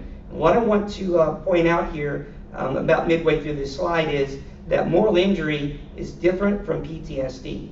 PTSD has a set of its own criteria and ways in which it manifests, but moral injury itself is not necessarily connected to seeing death and killing and that kind of thing, but actually feeling like your own morals, the way that mama raised you, or the things you learned where you were in church, 10 Commandments or what have you, have actually been transgressed just by doing your job on a daily basis when you were in combat. And a moral might be just like a belief they have. So Absolutely. whether they're religious or not, everybody has some moral standard they abide by. Absolutely. Absolutely. Absolutely. Here's a great, I think it's a great quote. Only a small percentage of us have seen combat. And that's true. I don't think that, particularly in our current OEF, OIF, and wars with technology, a lot of us haven't seen actual combat. But here, only a small percentage of us have seen combat. But those of us who have are changed for life. I think about it every day, and I will think about it every day until the day I die. Can't say a whole lot about this for myself except to say that when I see images on the news even of the Middle East, pictures of Baghdad, again, this is an actual picture of a soldier in our unit when we went on convoy who had to raise his weapon to protect himself against children, something that you would never do when you were stateside. But children were potentially combatants, and you had to protect yourself from that. So I know I'm going to be changed forever by my experience. Eric, I don't know if you want to speak to yours a little bit. Well, yeah, in the military, you had to stay hyper-vigilant, especially when you were at war. There's 2 instances within the same day that I actually had to change from one side to the other. At one point, and I showed Jim and Dr. Hall pictures where I was giving a little kid high five in the green zone over in Baghdad. And then the same day, walking down the street, a young kid ran up to me and tried to take my 9mm right out of my holster, and I had to physically restrain him. So it's things you had to constantly be aware of. Right. So here is one of these situations where we actually broke, as you can see right over Dr. Hall's head there in the bottom right-hand corner of the slide. We actually broke command protocol. This was just before we left. We actually delivered food to some families who had moved into these shacks that were actually old Republican Guard barracks. So these were things, those stressors, those moral injury stressors that you carried with you. You wanted to be able to feed people that didn't have food. They thought that going to America would be like winning the lottery. But for those of us who were there, we experienced a lot of stress. And here are some of the main combat stressors: multiple long deployments, and we talked a little bit about how difficult it was to actually do multiple deployments over and over again. Violence, seeing that violence we would expect with a combat stressor, killing combatants or non-combatants. And again, here this person could be a non-combatant, but actually have to treat that person as a combatant. Witnessing atrocities, losing a comrade, witnessing destroyed property. Again, in my experience, seeing these places, the place where this man was living had no door on it, had no windows on it, and that was pretty common for going on convoys, is to see these places that people lived in, and they were completely destroyed, either by vandalism or even by percussion of bombs. You would actually have places that were completely destroyed.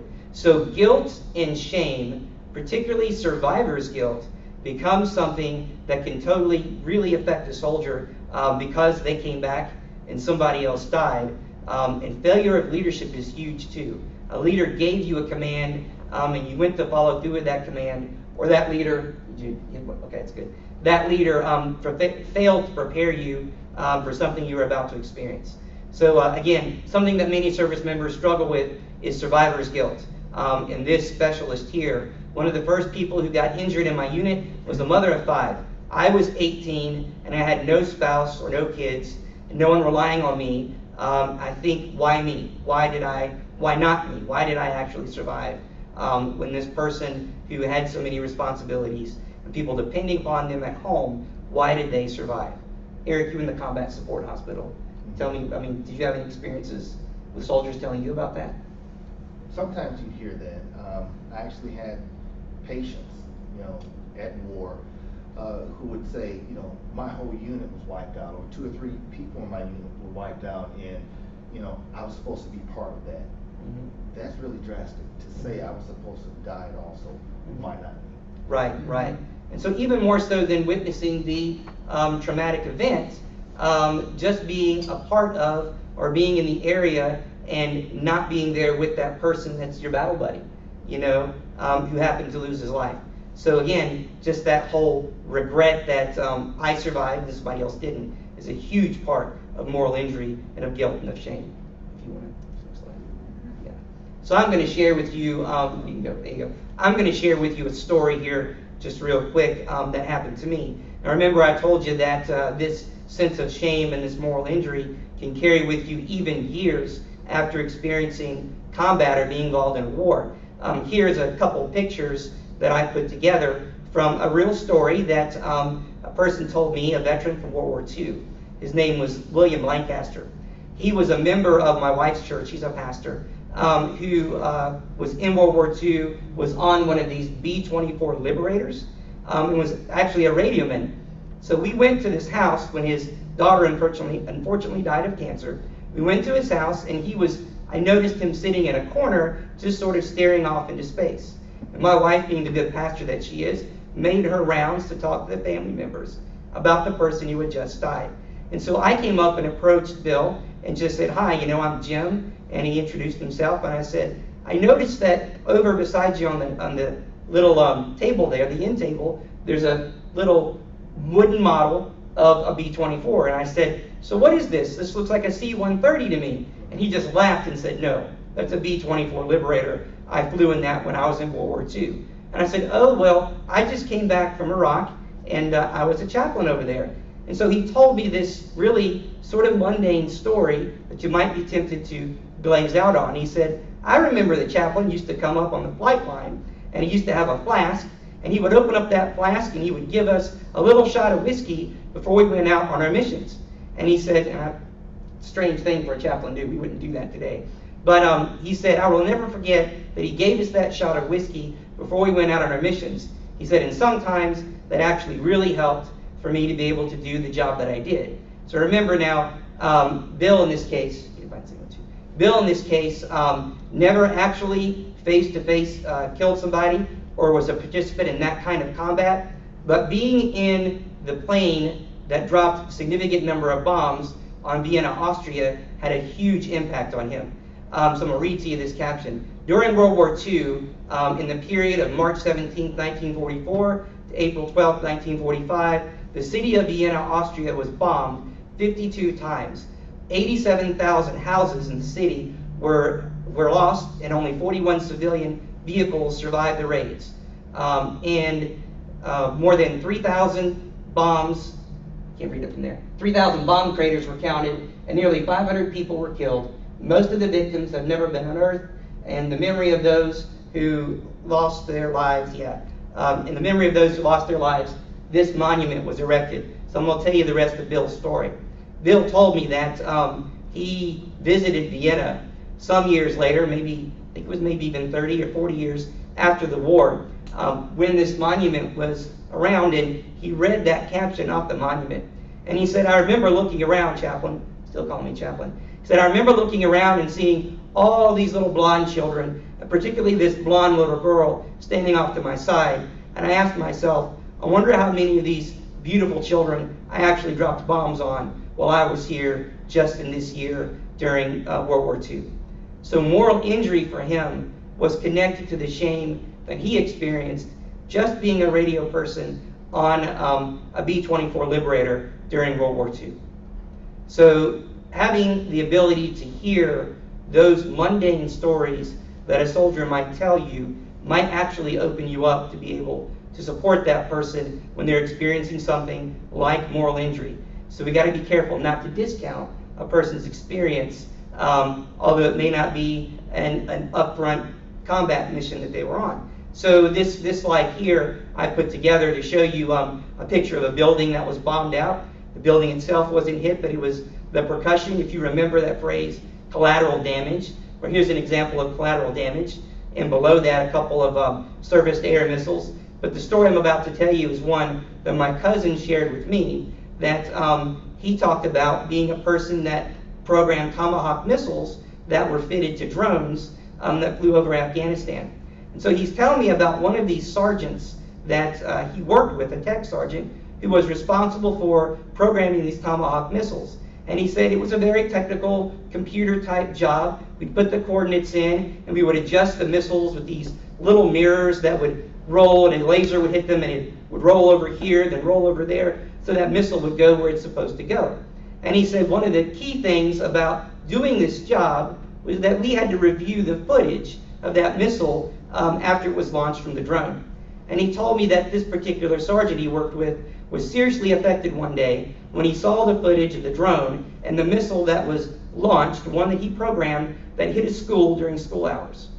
So again, that's one of these situations where he didn't necessarily experience firsthand combat, didn't necessarily experience losing his comrades or losing or committing an act of war on someone else, where he experienced some of the Saving Private Ryan type of things you might think you'd experience.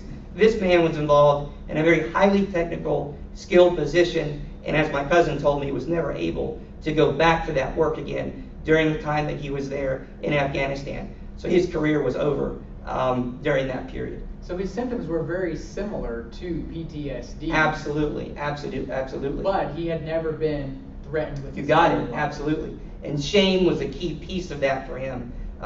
What we didn't see, and we'll talk about this in a second, in the DSM-4 is allowed in the DSM-5 criteria about this experience of shame that these people who, even in our technology day to day, experience when they're at war. These particular 4 pictures here are pictures that are taken on a convoy that I was personally involved in. And remember, one of the things that I mentioned was this lack of trust in leadership as part of one of the moral injury criteria. So this, in my experience, was a day when we took off and went to a place called Babylon, Najaf, which was just 45 minutes down the road. And the convoy itself was 3 vehicles going down an interstate that was completely empty because it was, wartime. But on the way back, after having a good day visiting part of our unit, we got sidetracked into Baghdad, and this is what Baghdad would look like during the day. This particular day we got in Baghdad was a market day when some of the civilians were being paid for their work during the week. And so when we were on this convoy, I suddenly looked up, because that's me over there in the corner driving, suddenly looked up and realized that I'm being separated from the 2 vehicles in front of me. And remember, I told you there were 3 vehicles. One was our battalion commander, Lieutenant Colonel, the other one was a captain. And as they continued to work their way through the crowd, I noticed that I'm being left behind. Then it suddenly dawned on me, hey Jim, you don't have a GPS, so you can't tell exactly where you are. And our vehicle, neither did it have a radio called a Singar's radio, so we weren't even able to have contact with our unit. And so suddenly I felt a sense of panic that I'm stuck here in the middle of this crowd of people, and my unit, my 2 commanders, are taking off in the distance. Well, about that time, some of the Iraqi civilian police officers who were dressed in civilian clothes, because they didn't have uniforms at that time, stepped out from between buildings in the crowd and started blowing their whistles and motioning like this for us to take off and to continue to go. About that time, a vehicle pulled over in front of me, and because these police officers were motioning me on, I had to hit the back of that vehicle, push it off the road, up onto a sidewalk. And as you can see, if you had a vehicle in Baghdad, it was a very rare and a very expensive commodity. I myself felt guilty for actually having to push that vehicle off the road. And some of the soldiers that were with me actually said, Chaplain, can't believe you destroyed that property. And as I tried to make my way through the crowd, I wondered, are these people going to move out of my way so I can get my Humvee down this street? When I finally got back to the compound, I saw my battalion commander, the lieutenant colonel, and actually lost my military bearings, so to speak, and told him what was on my mind, and gave him a mouthful, and said, Commander, you should have known better than this. You left us behind, and it was a very dangerous situation. And he looked at me, knowing I'm the chaplain, and said, I know you're a chaplain, and I know you're a non-combatant, but if anyone stepped in front of you, whether it's a child or a woman, it doesn't matter who it is, you run over that person, because this is war, and this is what you're supposed to do. And you're letting your fellow soldiers down if you don't do what you got to do to protect them. Made it a very difficult situation for me to be in as a religious person. Shame can be a very huge part of just being a soldier in today's Army or Marine. And while a soldier might sign up to fight because he's interested in defending his country, or for other reasons, usually the reason why they'll continue to fight and even do these very dangerous things is because they care so much about the people they're fighting right next to. Absolutely. Goes back to that battle buddy again. And so you got to make a tough choice. to maybe even injure civilians or who you might think is a civilian in order to be able to accomplish your mission. On this slide here, practical application.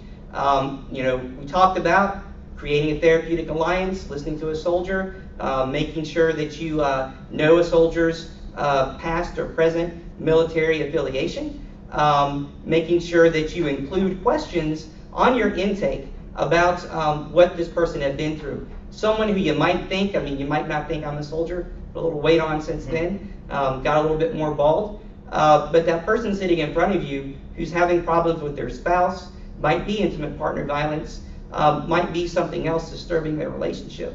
Just including some questions that would ask what branch of the service were you in, if you were in the service, were you active duty, reserves, as we told you, very different worlds. Were you enlisted or were you an officer? These things can be very important to even starting the assessment process and being open to hear what that veteran or that person in your office might be dealing with. Yeah. Can I say something? Yeah. That's important for us, for therapists to understand, is the level of moral turpitude, as we call it in the Army, that we have. It is ingrained in us to have the acronym leadership, and that's loyalty, duty, respect, selfless service, Integrity, honor, courage, yeah. honor, integrity, and personal courage. This is something that's ingrained in all soldiers from the time you get out of boot camp until you leave the service or retire. Mm-hmm. And so that's important for us to be a part of something bigger than ourselves. Right, right. And so that combat situation you're in, just like I talked about with my reservists, this is not going to last forever. This is just a snapshot of your life, a snapshot in time. However, I don't know about you, Eric, but when I got back, it's like, did I do that? Do I remember? Yeah, I go back and see pictures and go, man, I remember that day with that huge dust storm that blew, our tent over or something like that. And you start to wonder whether or not these things, really happened. And then when soldiers do this, they can experience guilt and shame, these things that we talk about called moral injury. Another quick example, Abu Ghraib. I met the chaplain who was actually with that unit, Abu Ghraib. And you remember that story that made headlines about those prisoners of war who were actually tortured there in Abu Ghraib. And this chaplain was actually a reservist, also a first lieutenant, was given this responsibility for the unit. And this chaplain couldn't believe that she missed these things that were going on, this torture that the civilians were experiencing. She had no way of changing what had happened in those circumstances. But the guilt and the shame that she felt affected her, and I'm sure still affect her to this day. So one of the things that you can include in your assessment is something called the Moral Injuries Event Scale. And this was put together based on research by a researcher named Worthington. You can find this in the references that are at the end of the PowerPoint.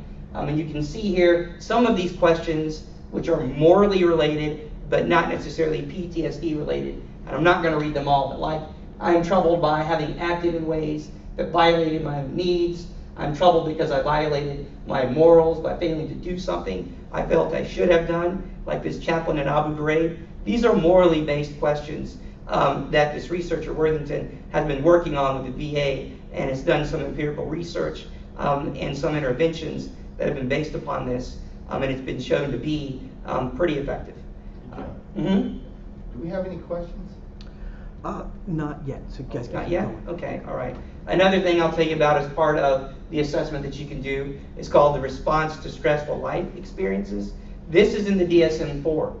And so this is something you can use as well. So you turn back to the DSM-4, could go on the website. I believe it's even connected to the 5. But this talks about how couples respond to the stress that goes on in their lives. Not just combat stress, but any kind of stress that they might have experienced as a result of some trauma or something that's affected their lives. So you can include this in your assessment packet just to kind of get an idea of what your client sitting in front of you might have actually experienced.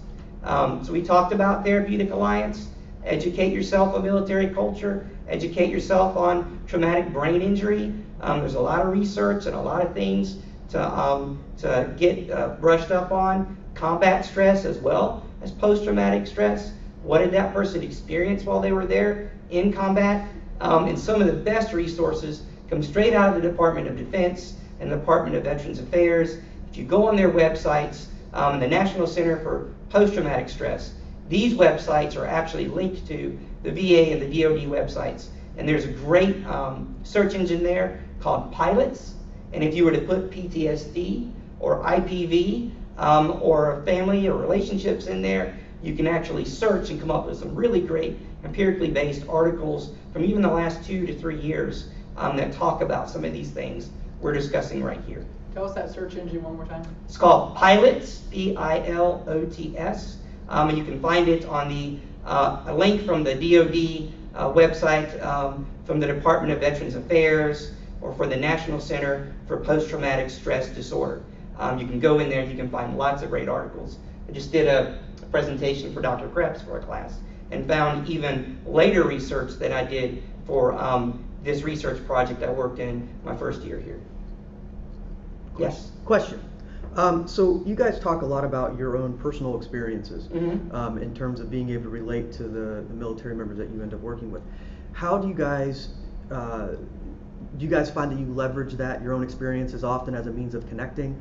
And for those that do have experience and would want to leverage that, what are some of the benefits of doing that and the pitfalls, and how do you kind of avoid those? Okay, I can talk about benefits and pitfalls a little bit. I will say yes, it is very helpful for me to have that experience to leverage when working with someone who's been in the military. I imagine, Eric, in your practice of therapy, you'll do the same thing, working with vets?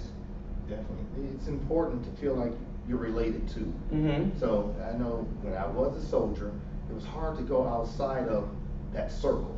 It's almost like a fraternal order, being in the military, because even when we were in garrison, when we came back from war, it was hard to even talk to other unit members that didn't go to war with us. So to go outside of the military altogether, it's a little bit difficult to talk to someone who doesn't understand what you've been through. So it's important for therapists to really brush up on what the military culture is like Jim said. What is it that, they could have gone through? What are some of the resources that's near and dear to their hearts? Mm-hmm. So it feels really like helpful for me as a soldier if you can talk to me on my terms, meet me where I am. So I think it's going to be important for me to be able to meet a soldier or a Marine where they are. Absolutely. And some Marines actually told me it was refreshing to actually talk to someone who wasn't in the military, so they could get a new perspective. And as long as I was curious and interested, and they were happy to explain it to me, and sometimes in the explanation they would come to increased insights that they hadn't thought of before. Well, and consider this too. I mean, if Eric has been in combat, I've been in combat, and he wants to talk about something he's experienced, and myself having been in combat, we tend to finish each other's phrases.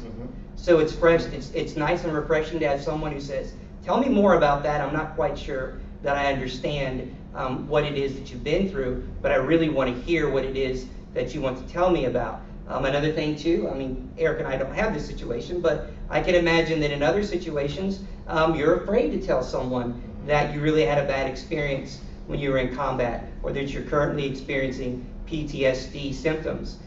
So I think that both having experience and not having experience can be helpful. One of our professors here who works with addictions said, I don't have to be an addict to work with someone who's an addict. And we're at very, very close to break time here and question time. But one of the recent research articles, and there's a collection of them, just came out in 2014, has talked about how helpful it is for veterans, for those who've experienced trauma, to actually share that emotional disclosure and to share those events with their spouses or with people that they're in relationship with every day.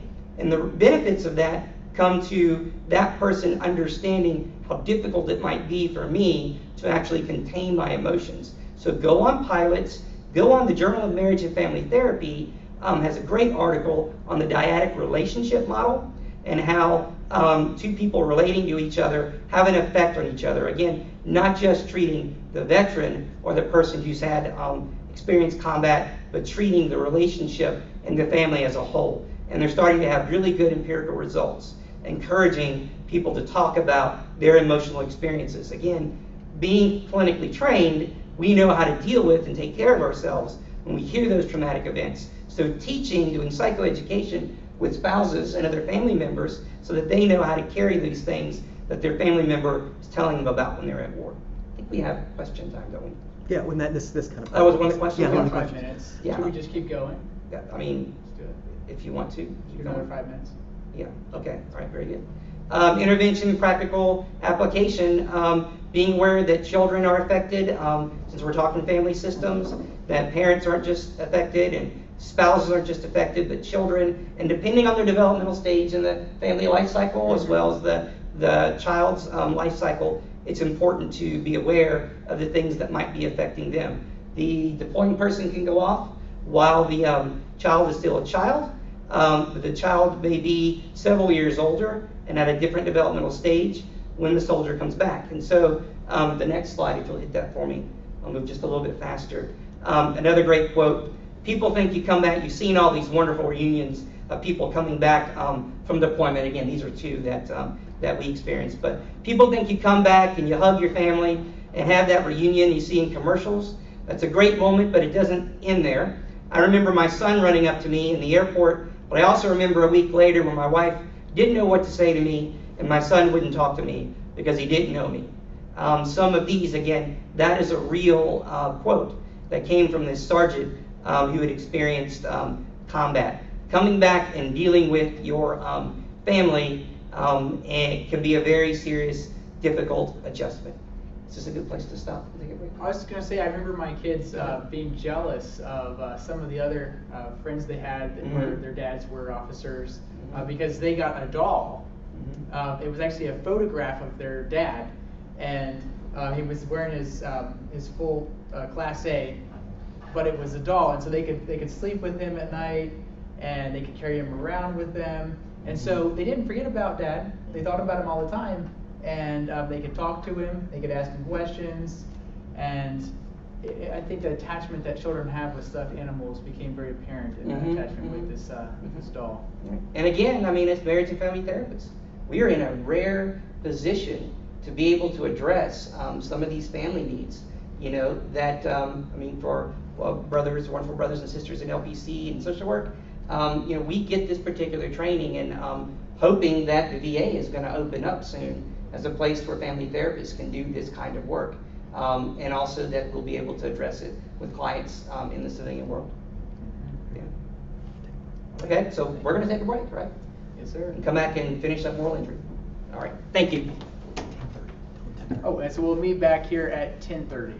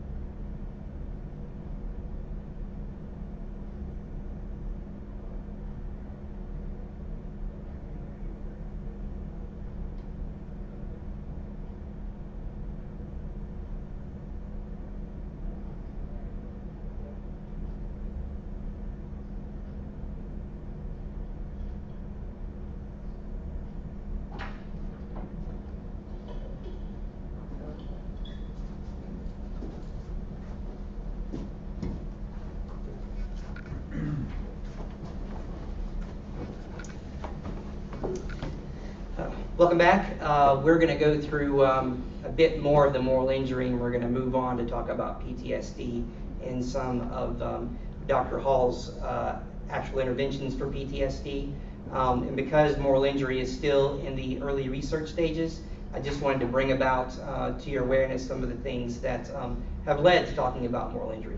So you'll see here some of the models that have been suggested for intervening with moral injury. There are cognitive models and behavioral models, as well as emotionally focused models, because we know that what goes on with the brain affects thinking as well as affecting emotions. And there are also complementary alternative medicine models as well. And I guess it's what we call mindfulness. I don't know, we consider it to be pretty mainstream now in family therapy, but complementary alternative medicine models dealing with like mindfulness. And Dr. Hall is going to talk about HeartMath here in a minute, right? And there's acceptance and commitment therapy that Right. integrates the cognitive, behavioral, and Exactly. mindfulness all together. There's a great Exactly. workbook called the Acceptance and Commitment Therapy Right. workbook for PTSD. Awesome. I didn't know about that one. And then, of course, there are interpersonal programs as well. Some of them still in the research stages.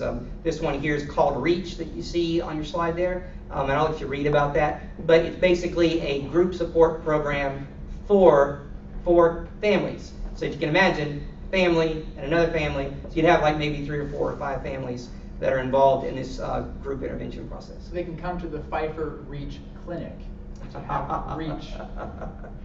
Not officially, not really yet, but yes. Okay. Yes. We certainly will take anybody here as for our treatment here at REACH Clinic. So another intervention is called adaptive disclosure.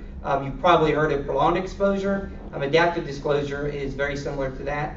8-step process used to uncover details of traumatic events, deals with things that are fear-based, and at one point looks for someone to do something kind of gestalt, to have an imaginary conversation with a moral authority figure. So if you're experiencing guilt for something that you did on active duty or in combat, having an imaginary conversation with someone who's a moral authority. And then if moral injury is involved, veterans are guided through this dialogue with a compassionate moral authority about the violation of their values. And here is an actual layout. Dr. Hall, an actual layout, we call this a flow chart. Thank you, a flow chart that talks about the way that adaptive disclosure would work, and particularly that it can be used when it comes to actually experiencing a loss or a life threat or a moral injury event. And if you're interested in reading about that, there's a great article that I've referenced at the bottom there, and that you'll find in the references that show how adaptive disclosure actually works. And so adaptive disclosure was proposed by Litz. And what you do is you establish a caring connection, a therapeutic alliance, and a non-judgmental relationship with the person who's going through this model, this intervention. You provide preparation and education about moral injury and avoidance that's connected to moral injury in the same way that avoidance is connected to PTSD. So having that person's awareness raised to actual avoidant behavior. It's a modified exposure experience to elicit beliefs associated with events versus actual the prolonged exposure experience that involves reliving or recounting the trauma, right? And the different aspects of the trauma. Mm-hmm. So in the adaptive disclosure, you're actually talking about the moral things that were actually violated. Right. So in many cases, I remember Marines telling me how they remember doing something that they later regretted doing. Mm-hmm. Maybe it was even against military rule, Mm-hmm. or something that just went against their own morals, and they felt bad Right. about it afterwards. But at the time, it felt really justified in doing it. Right. And maybe they kept it for a secret for a long time. Mhm. Had never told anybody, so there was that shame coming in. Right. And then they would come in and tell me as a therapist, and just being able to disclose that Mhm. was therapeutic for them. Absolutely. And that was one of the main jobs of the chaplain on active duty, and probably why Bill Lancaster actually had that conversation with me about his World War II experience. And Eric was also in the hospital, so you may have had some interactions with soldiers who wanted to talk about their experience and things maybe they regretted or dealt with? Sometimes it happened. A lot of Okay. times, my own soldiers, they would experience something on a convoy and then come back and talk about it and share that it's something they wouldn't want to take home. So, in this proposed model of dealing with moral injury, just as PTSD is a maladaptation to trauma, the moral injury is a maladaptation to beliefs and integrating new beliefs and viewpoints into what this guilt and shame experience was. Yes? Quick question that came in during the break. Mhm. What do you all suggest when the service member has combat stress or PTSD, and they come in and they don't want their spouse to hear about the experiences they had because they want to protect them from those traumatic experiences? Very good. Actually, the same woman that told me about doing the journaling that she would send every 2 weeks, she said her husband had been on 4 or 5 deployments in about 7 years. And she said that the first time he went on deployment, he came back and he was like a zombie. And he did not want to talk about anything. And like other Marines I'd spoken to said, I'm terrified of telling her about these things because of how traumatic it is. I will traumatize her. And so he went to the psychiatrist, he was medicated, but she said the medication only made him more zombie-like. And so her approach was, and she was a very natural therapist at this, she had some great ideas, very young, but oftentimes if you use a solution-focused approach, you can pull out those good ideas in them. She said, I just started asking him. I was persistent. I let him know I genuinely wanted to know what he had experienced. And he didn't have to tell me all the gruesome details, Right. but he could tell me the overall picture. And I stayed persistent asking him questions. Speaking for myself and for soldiers that I've known, you have to have a sense that someone truly cares. Because if you're just asking just to say, ooh, I heard about what happened at war, you're not going to get told. Right. Honestly. But if it's someone that truly cares about you, because I experienced that with my family members, what happened? We want you to get it out. My aunt, she's in the mental health field, and she let me know and expressed to me, you have to get it out. It's just like having a glass full of sand. You have to pour some out so that it won't be so heavy, so you can carry it around. So the more you let out, you can carry it with you and it won't be such a burden. And that was this woman's experience. She said he became increasingly less zombie-like the more he talked to her about it. And so that was after the first one. The second one was better. And the third one, this was unusual, she said it was even better because she had figured out a lot of good techniques of how to keep him attached to her. Yeah, it's interesting you say that because some of the slides that I hadn't yet included in my part of this, again, from the Journal of Marriage and Family Therapy, there's a model that they have, that dyadic relationship model. And a lot of what these soldiers experience, and we know brought out in that model, is isolation and the not reaching out to community, as well as not even reaching out to the family, and what effect that has when the spouse is trying to compensate for this soldier or whoever that won't go out and reach out for help. So helping that person realize, the great way family therapists do, helping that person realize that you don't have to be alone, you don't have to be isolated on your own, but consider what it might look like if you're able to include that combat buddy that you married, your spouse. And there was actually another one just came out, I think it was July of 2014, about cognitive behavioral conjoint therapy, and again, very early stages, but what they were researching was whether or not the spouse or the partner was traumatized by going through this therapy with the person who had been traumatized and experiencing PTSD. So again, very early in the stages, but great places for family therapists, I think, to do what we do best, which is to work with families and to work with couples. And it might be okay to just do a couple of individual sessions where you Sure. use some kind of protocol. You would use the EMDR to have them process it to a point where they do feel comfortable talking to their spouse about it. So I want to move through these next few so we can get to some of the interventions that Dr. Hall wants to talk about and that Eric wants to talk about. But I just put this up here about a comparison between the DSM-4 TR criteria and the DSM-5. I thought it was really, really interesting that a symptom cluster was added to DSM-5 as well as an expanded discussion about what the avoidance cluster C is about. And essentially, the important thing that I highlighted here in red is that the PTSD criteria in DSM-5 focuses on negative thoughts, moods, or feelings as part of the reason you can diagnose someone with PTSD. So when you're seeing a client that might be experiencing depression or avoidance or hyperarousal, those things can be connected to emotions as much as they can be connected to the negative things, the traumatic things that they experienced in battle. The importance for that is that in these criteria, which if you want to advance that one, in these criteria that on this slide you'll see C1 and C2, and also in B, that the highlighting of the thoughts and the feelings that are associated give place for talking about the actual shame and the guilt that a veteran or that a soldier experiences, and still being able to call that PTSD. So the theory is that talking about PTSD in this manner, saying that negative cognitions, thoughts, feelings, versus just re-experiencing this actual trauma, these things set a stage for developing a moral injury diagnosis that can be included in the next DSM or the next revision of the DSM.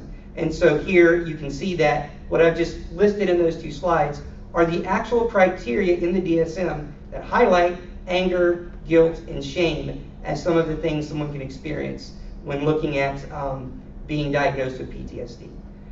So I want to move on from that slide just to do this intervention practical application we're moving on to. And that is that as a therapist, the important thing is to establish therapeutic alliance, real trust and rapport with that client, and as you would in any other client relationship that you have. And understanding that the military and each branch has its own culture. So just because you hear something from one vet or one client who's involved in one branch of the service, because of the Army and the reserves, it's going to be different than dealing with someone from the Marines or someone who's been on active duty. So we're going to transition here and let Eric talk a little bit about PTSD and what it is. Well, as we know, it's a chronic mental illness, and it results from experiences, traumatic experiences in one's life. And as you can see, up to 17% of veterans are affected with PTSD. That's a large number. As you can see, that's a lot of people. 2 million veterans. And so this is something that eventually therapists are going to face. And to kind of, like I alluded to earlier, to meet that soldier or Marine where they are, very helpful. To find out a little bit more about their culture, their language, so that you can relate to them. That makes a big difference. Absolutely.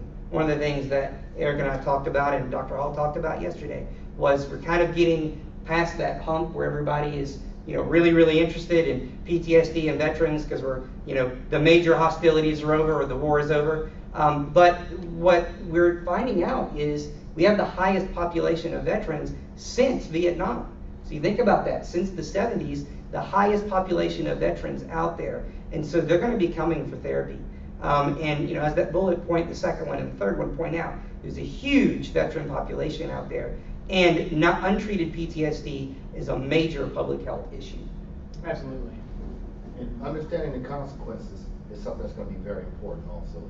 You have to know that just because someone is somewhat avoidant doesn't mean that they have ADD. This soldier is used to being, like I alluded to earlier, within like a fraternal circle. And so it's going to be hard for him to open up, and like we talked about earlier, getting him to open up those floodgates is the hardest part. Absolutely. You could say PTSD is associated with disassociation. Hey, that's good. Perfect. I like that. And I don't know what your practice is like here, Dr. Hall, but we are 45 minutes from Fort Bragg. We are 3 hours from Camp Lejeune, which is Marines. Fort Bragg is Special Ops, right? Which means we're also 30 minutes from Pope Air Force Base, an hour from Cherry Point. North Carolina has a high population of veterans, and we are the NCAMFT, so we're going to see a lot of our clients present, I believe, with intimate partner violence or divorce or some kind of partner distress, And if we dig a little bit deeper, we'll find some PTSD, maybe some more It was linkage there. extremely difficult to differentiate the intimate partner violence versus the PTSD and what was causing which. There were a few key factors that I used to differentiate those two, and if they seemed to have a bit of entitlement with what they were doing, then I assumed it was more IPV. But if it was like they were just avoiding, and it was just when they were cornered, that was more PTSD. Gotcha. Just a hyperarousal to actually being cornered. Right. And actually, okay. Very Right, good. as opposed to aggressively attacking. Right, very good. Yeah.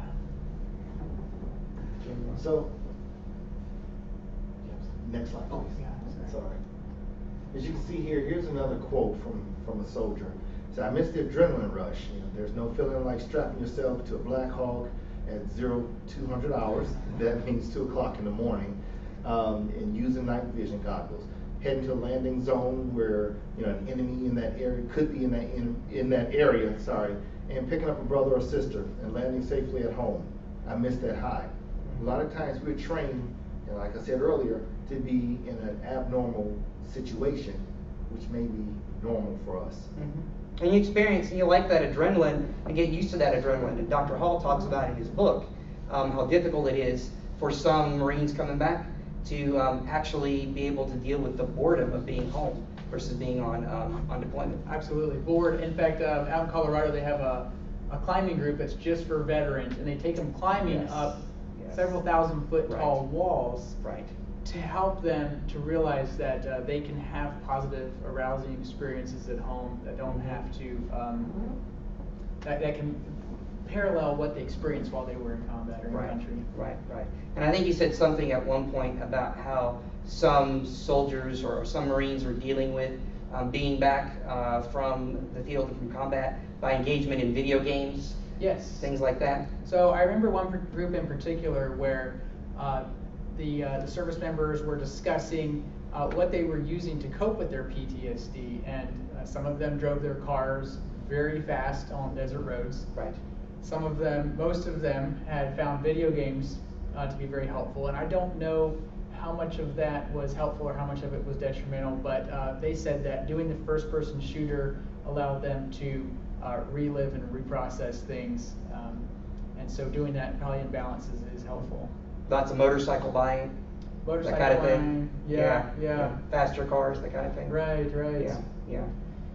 So there are those things that you might end up seeing in clients as well. So EMDR, I mentioned this earlier, and I think this has been one of the best trainings I've ever had. EMDR has 2 levels. One of them deals just primarily with typical PTSD, and the second level deals with dissociation in particular. And I've probably used it more than any other practice, integrated with family therapy. In fact, there's a book that integrates the two, EMDR and family therapy. But it's a mix of cognitive behavioral therapy and exposure therapy. And it has its own unique component that's called bilateral stimulation. That's where the eye movement comes in. Eye movement desensitization and reprocessing. So Francine Shapiro, she was walking down a path thinking about some of her traumas she had never been able to process back in the 80s or 70s. And the trauma just disappeared. So she pulled up a new trauma and she tried to figure out, why did this one disappear? And she noticed that her eyes were moving back and forth, and she continued to do that, working through each of her traumas as she walked through the park. And she decided to try it with her clients, and sure enough, it was working. So it seems to be similar to the natural processes that occur at nighttime when you have REM sleep, the rapid eye movement, and your eyes are going back and forth. And what they found is it keeps your brain awake. So the left and right hemispheres are being stimulated by that bilateral stimulation.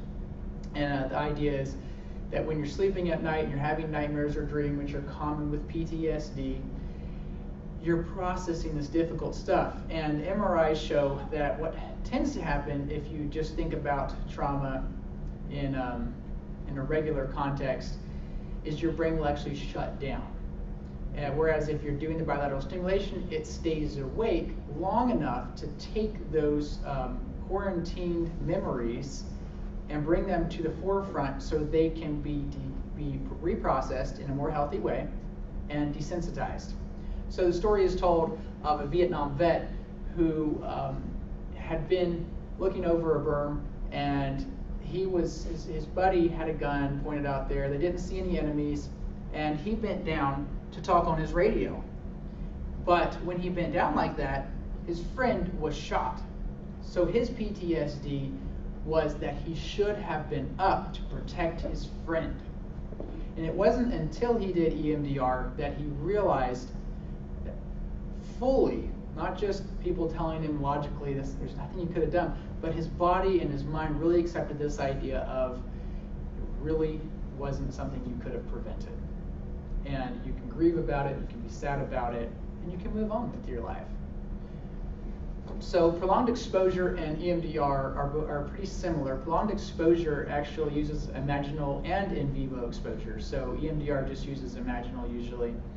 Prolonged exposure includes an avoidance hierarchy, and you rate the different activities that bring the most distress to you on a scale from 0 to 100, similar to what you might do with social anxiety disorder or other traumatic or scary anxiety-provoking disorders. So the in vivo would actually have them go to a place that's scary and experience it.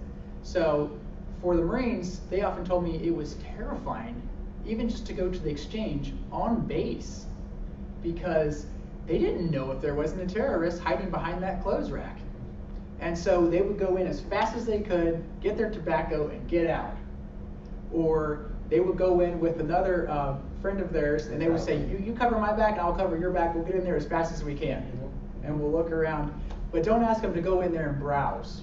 That was very scary. And so that limited their family activities. Going to a large crowd, going to Walmart was terrifying. Driving a car. One story that was told is of a woman who was scared of driving down the desert road in the summertime without having her windows rolled up. Only problem was she didn't have air conditioning, so she was extremely hot. But it was unsafe to drive down the road with your windows down because it was easier for the enemies to shoot in. So logically, she hadn't quite put together the fear of being in country, in Afghanistan or Iraq, and being back in America, where terrorist attacks are much less likely. And that's a hyperactive, again, what we would call, in more layman's terms, the reptilian brain, right? Shutting down that prefrontal cortex and that cognition. You had said something once about Marines holding on to lucky objects. Yes. Right? Yes. They bring those lucky objects back with them? That's their safety behaviors there. So the safety behavior would be bringing a buddy. The safety behavior would be rubbing lucky rock. The safety behavior would be never closing your eyes. The safety behavior would be, always staying vigilant and watching out and seeing if anybody's, going to sneak out from behind an aisle or come out from around a corner. So those safety behaviors, they feel like preserve them, when in fact it only prolongs the PTSD. Right. And so similar probably for families, kind of like even avoidant personality disorder. Then dad won't go on vacation with us, right? Yeah. Or dad won't go, or the husband won't go shopping with me, something like that. So it's a radical effect. Avoidance is really the key word there. It's practically an agoraphobic disorder, where they start to avoid the triggers that are associated with the trauma, but then they start to avoid the triggers of the triggers of the triggers until they don't feel safe even leaving their house or their bedroom. Going on base, seeing other people with weapons, seeing the tanks, seeing armored vehicles, seeing a helicopter go over, the noises, the smells, all of those things are triggers. And we know that smells, as you mentioned earlier, are some of the memory's strongest. Yeah, even my dad, 40 years later, dealing with the smell of the diesel fuel. Yes. Now, one question that I've often had about the EMDR, is that something you have to be certified to do, to get training in? So same thing with PE and heart math you're going to talk about in a minute. So you can actually buy EMDR books that will train you on some of the basics, but I would recommend that you actually sign up for a level 1 training, because you'll have lots of practice, you'll have a professional there, and they can warn you about some of the things that can go wrong. Okay. And there's a lot of things that can go wrong. If it's someone that's very high functioning, fine, you can use the bilateral stimulation to help them process things. But if we're talking about PTSD at a severe level, I wouldn't do it because of the potential for it to get bad. And an example of that is actually when I was in the Naval Hospital, a man came in, he had some somatic injuries that had long since healed. The doctors were saying, you're fine. But he didn't feel like he could run. There were a lot of things he felt like he was limited in being able to do. He came in to see me for the first time. He had seen another counselor on the base and said, I've already processed it, I don't have PTSD, I'm fine. But as soon as he started to talk about it, and I kept pressing, please tell me the story, tell me what happened to you. 1 or 2 minutes into it, broke down, screaming, Wow. crying, bawling, had his eyes closed, rocking back and forth. Wow. I actually had to call another therapist who was trained in somatic experiencing, which is SE, and you may have heard of Peter Levine, and he has some great books out there on trauma and explaining the fight or flight or freeze and some of the animal behaviors that are similar to human behaviors when they experience a traumatic, something traumatic in their life, like being locked up in a cage after they've been tranquilized for tigers. So this particular man, this Marine, we were able to walk him through it, but his rocking back and forth and grabbing his leg, even though it was healed, and he was saying it was hurting him right then, and he grabbed his face and was saying it hurt him, was he had been blown up by an IED, his truck was practically vaporized, but his jaw had been broken by a radio, and his legs, he had actually been paralyzed for a month or 2 afterwards and been sent to Germany. So we were able to help him work through that. But that was something that if I hadn't been prepared for this potentially happening, would have been very scary. Right. So you had the EMDR training at that point? I did, yes. And you can get it. Can you get it online, like web-based, or do you have to actually? I'm actually not sure go if you can do it. I would recommend doing it in person. in person? Mhm. Okay. And then prolonged exposure I also did in person up at the Maryland Deployment Center up there. Okay. Prolonged exposure and EMDR, there's lots of studies, RCTs, randomized controlled trials that have been done showing that they are very efficacious. Depending on which one you look at, PE might be better or EMDR might be better. Gotcha. If EMDR, the bilateral stimulation, doesn't really work with you, I've actually done all the protocol without the eye movement, and it Gotcha. still can work. Interesting. Very good. Yes. Is it it's minimum expensive? Focus. Expensive training? Well, actually, my work paid for it. Well, see, there you go. We all need work that pays for it. Yes. Yes. So back in 2006, before I got on the Marine base, I actually heard about HeartMath by accident because I was looking to find something that worked with anger.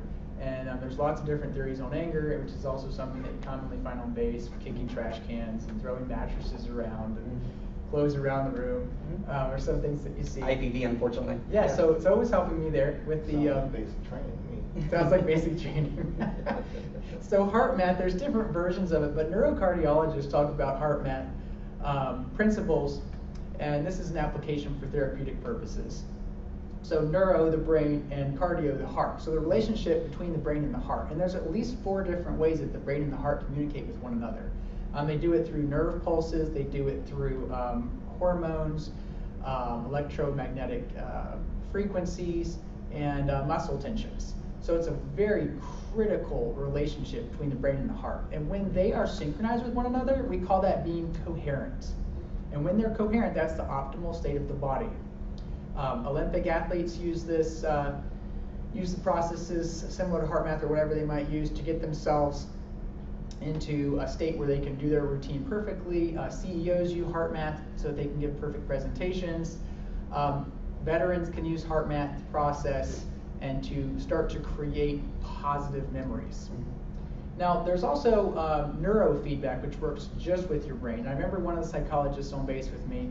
She told me an experience of how when she was using the neurofeedback, she would actually create frequencies that she would send into the brain, and the brain would feel it, and then he would have to describe what he was feeling. So oftentimes when you've been on hyperarousal and you're stressed out and all you can think is negative, I'm not safe, I'm in danger, someone's going to hurt me, there's negative thoughts, Right. They stop feeling positive. And so she said with several of them, she would send in the happy frequencies and they would say, I don't know what this is. I don't know how to even describe Don't even know how to this. describe happiness. They didn't have words for it. So Gotcha. there was some need for creating emotional language and emotional intelligence there before they could communicate about what their emotion was. Can you tell us a little bit about the device? What is this? The biofeedback device with HeartMath? Yes. Is it expensive? How does it work? Is it in any way similar to like Gottman, where you get the the heart rate up or whatever? How does this work? Actually, Gottman has started using the M-Wave. Okay. The M-Wave is the handheld device that you can hook up to a computer, and it will give you a reading of your coherence, and you can increase the levels of challenge on it. It is fairly expensive, costs about what it would cost for a session in therapy. But it's something they can carry around with them. They can even be in the car, and if they typically have road rage or they're fearful of an IED being underneath that manhole, they can hook it to their ear and they can stay in a coherent state, and they can work through that anxiety while they actually do the in vivo experiences. Right, before you guys move on, I can't stress how important neuropsychology is for us to kind of understand, because we have to realize that new neural networks are being created. As we're in a different environment, we have to actually adjust our whole living for that. So we have to assess for that, okay, well, you know, what's different in your life? What's changed?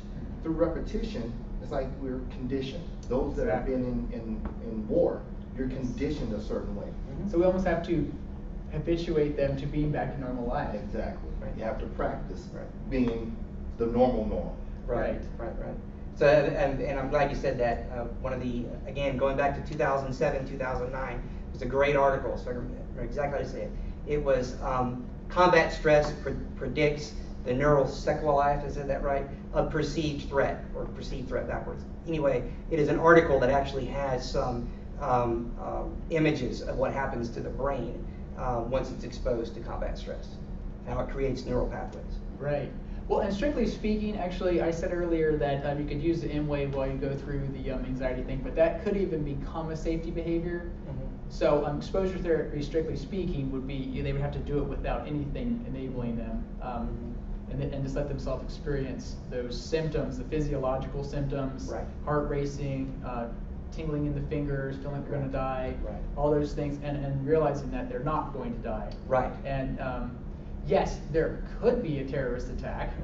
There could be an IED in that manhole, but the ceiling could also fall in on us while we're sitting here talking. So the chance is so small, and it is so limiting their life that they have to work. They have to be really, really motivated and invested in working through to realize that it's something they can do. So making them feel like they're in a safe world, and this does tie into EMDR. Oh, am I going? There you go. There you go. That's it. Okay, so this does tie into EMDR because you want them to identify cognitions.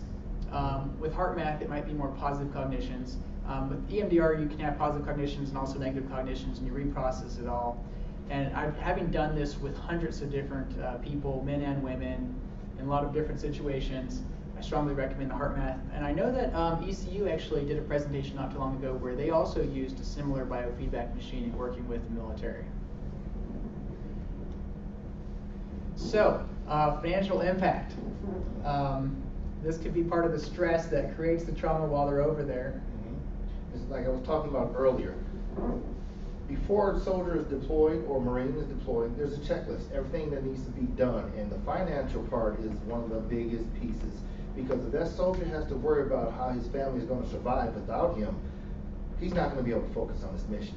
So this is a very, very big component of what that soldier has to prepare for. Not only his mission in war, but to prepare his family also, so that in case anything happens to him, God forbid, that his family is taken care of. And so particularly in Dr. Hall's book, he talks about the financial impact post-war, because I know Eric can tell you, I think I made close to, I can't say this, but close to $6,000 a month being deployed, because I get, yeah, look at that reaction, because you get per diem, you get separation pay, you get combat pay, you know, hazardous duty pay, that kind of thing. So, I mean, you come back with a lot of money. And with that, tax-free, and it's tax-free. So you can come back with a lot of money, but as Dr. Hall was pointing out, especially with the little, I think it's a Lamborghini over there, right? That money could go through really quickly, and it becomes part of the systemic issue of what happens with families post-deployment. Yeah. So, so I had some wives come in and they were crying and bawling, saying, "I spent all of my husband's money. He's going to kill me when he comes home." Like we talked about earlier, young soldiers get married to to someone that they just met just before Mhm. deployment. I've had soldiers in war say that this young wife took all the money, moved out of the home, and just left. Mhm. He had nothing else to live for. This is what he was feeling. Mhm. So this is when, that checklist hasn't been prepared correctly. So what does that soldier have set aside Right. for himself too, not just the family? So Right. similar to like a Wall Street broker might jump out a window if he has a crash in the stock market. Losing all your money as a deployed soldier could be just as scary and might Very lead to devastating. suicidal gestures. Absolutely. Yeah. And we met a soldier when I was there whose maybe it was fiance or newly married wife actually wrote him a Dear John letter while he was there in country. So all these things, I mean, you can come back and family might be there. You can come back and think you're going to have plenty of money and not necessarily have that. But also one of the presenting things that tells you something might be going on with the family is all this rapid spending that happens right when they get back, right? Right. Mhm. So alcohol is sometimes a way that people cope with stressful situations. And I did have, I can think of one or two spouses who told me, I spent all the money on alcohol. I had nothing even to show for it. Mhm. Or Wow. they had a closet full of shoes and they did have something to show Right, for it. right. But their husband wasn't going to be happy about it. Mhm, mhm. Wow. But that was how they were coping Right. with the stress of deployment. Right. As right. opposed to talking to family, Right. joining links, Right. or doing something more healthy. Right, right. So some of the things that you might see on the surface that are not necessarily something we might think of as a post-deployment sign of stress, spending money. Go ahead. Right, and on the Marine base they have the SAC, which is the Substance Abuse Counseling Center. Mhm. Each battalion had at least every battalion had one SACO, Mhm. which was an officer who specifically worked with substance abuse counseling. And they're very interested in helping the Marines to work through any substance abuse issues. Right, right. But it's very common. And at one point, they actually had vending machines in the barracks where you could buy alcohol. Right. So 18-year-old young boys. Wow. That's, Wow. they got rid of them, thank God. Gotcha. Gotcha. But it's still very much available. And part of the military culture too, and I guess we saw it more in the past, particularly like with Vietnam, but part of military culture is embracing substance use, right? And so come back and that might be one of the ways in which veterans cope. And again, that spending, that taking risk, never jumped out of airplanes before, so maybe someone might start doing that. But all of these things that might have a systemic family impact because of the PTSD that the soldier, the veteran's experiencing. Right, and a dramatized version of that is actually Forrest Gump when Lieutenant Dan comes back Right. with no legs. Right, right, absolutely. And he's- Absolutely. That brings something up. An important thing for therapists to assess for is asking that returnee, what's your support system like? Because as we saw, Lieutenant Dan only had Forrest Gump Mhm. as far as his support system. So if you don't have that support, which is really good, I keep referring to the FRG, if you don't have that community that understands you and that understands what you can go through, it's really hard. For example, I wasn't a drinker, but when I got back from my second deployment, that's all I wanted to do until I kind of realized I got help from other soldiers. Like, what are you doing? You don't usually drink. And so if you don't have, that support system that's really strong, you can have that codependence issue. Mhm. Yeah.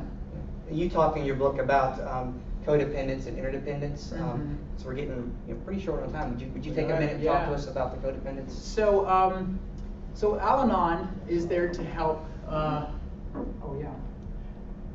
That's it. So Al-Anon is something that I would recommend that the spouses go to, and Alcoholics Anonymous for the actual person who's addicted to the alcohol.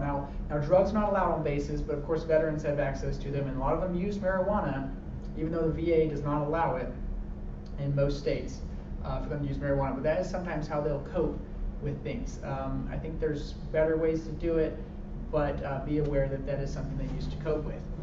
So the story is told of a woman whose husband was drinking alcohol in another state at a bar, and he called her in the middle of the night and said, "Hey, I need you to come pick me up."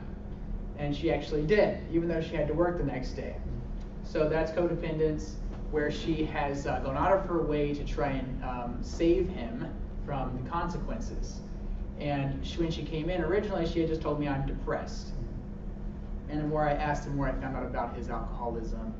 And I never even saw him. I just worked with the wife. But she was able to change things around in 6 months simply by going to Al-Anon and making these powerful changes. Right. She affected him.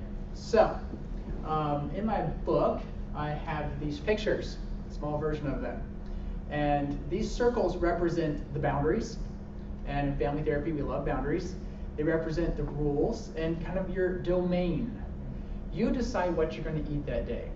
Okay, maybe not when you're in the military. You're going to eat what they give you. You're going to eat the MRE. Right. But in normal life, you're independent. So these independent spheres dictate, they demonstrate how you pick what you eat, you pick what you wear that day, you pick when you're going to go to work, what your job's going to be, and how fast you're going to drive your car, et cetera, et cetera. So when you get married, hopefully you each have an independent sphere. When you have a baby, you can see this small child here, the child is 100% dependent on you. They are going to rely on you for clothes, food, soothing their emotions, and picking them up, carrying them around, et cetera, et cetera. So if a husband and wife are dependent on each other and in the same circle, that's actually dependence. So the way I like to draw it is, so the other version of this is codependence, where they overlap their circles. But that's basically an unhealthy dependence. And emotions seem to be some of the most powerful codependence sharing, where essentially, if you can picture a man who has PTSD, and he's home, and he's scared, and he doesn't want to leave the house, and he jumps at the slightest noise, and his wife recognizes that, and she doesn't like to see him irritated, so she starts trying to protect him. She keeps away the kids when he gets home from work. She doesn't let him do certain things. She makes sure that that there's not going to be people coming to visit without advance notice. Lots of different things to protect him. But it's actually negative reinforcement, because you're reinforcing those avoidant behaviors. And she's over-functioning. Right. And she eventually starts to even rate her own self-esteem depending on what her PTSD husband says, how good a job she's doing at protecting him. So again, the dyadic relationship, right? Yes. A new recursive process, if we can use that, to Yes. talk about how it's a negative process. Right.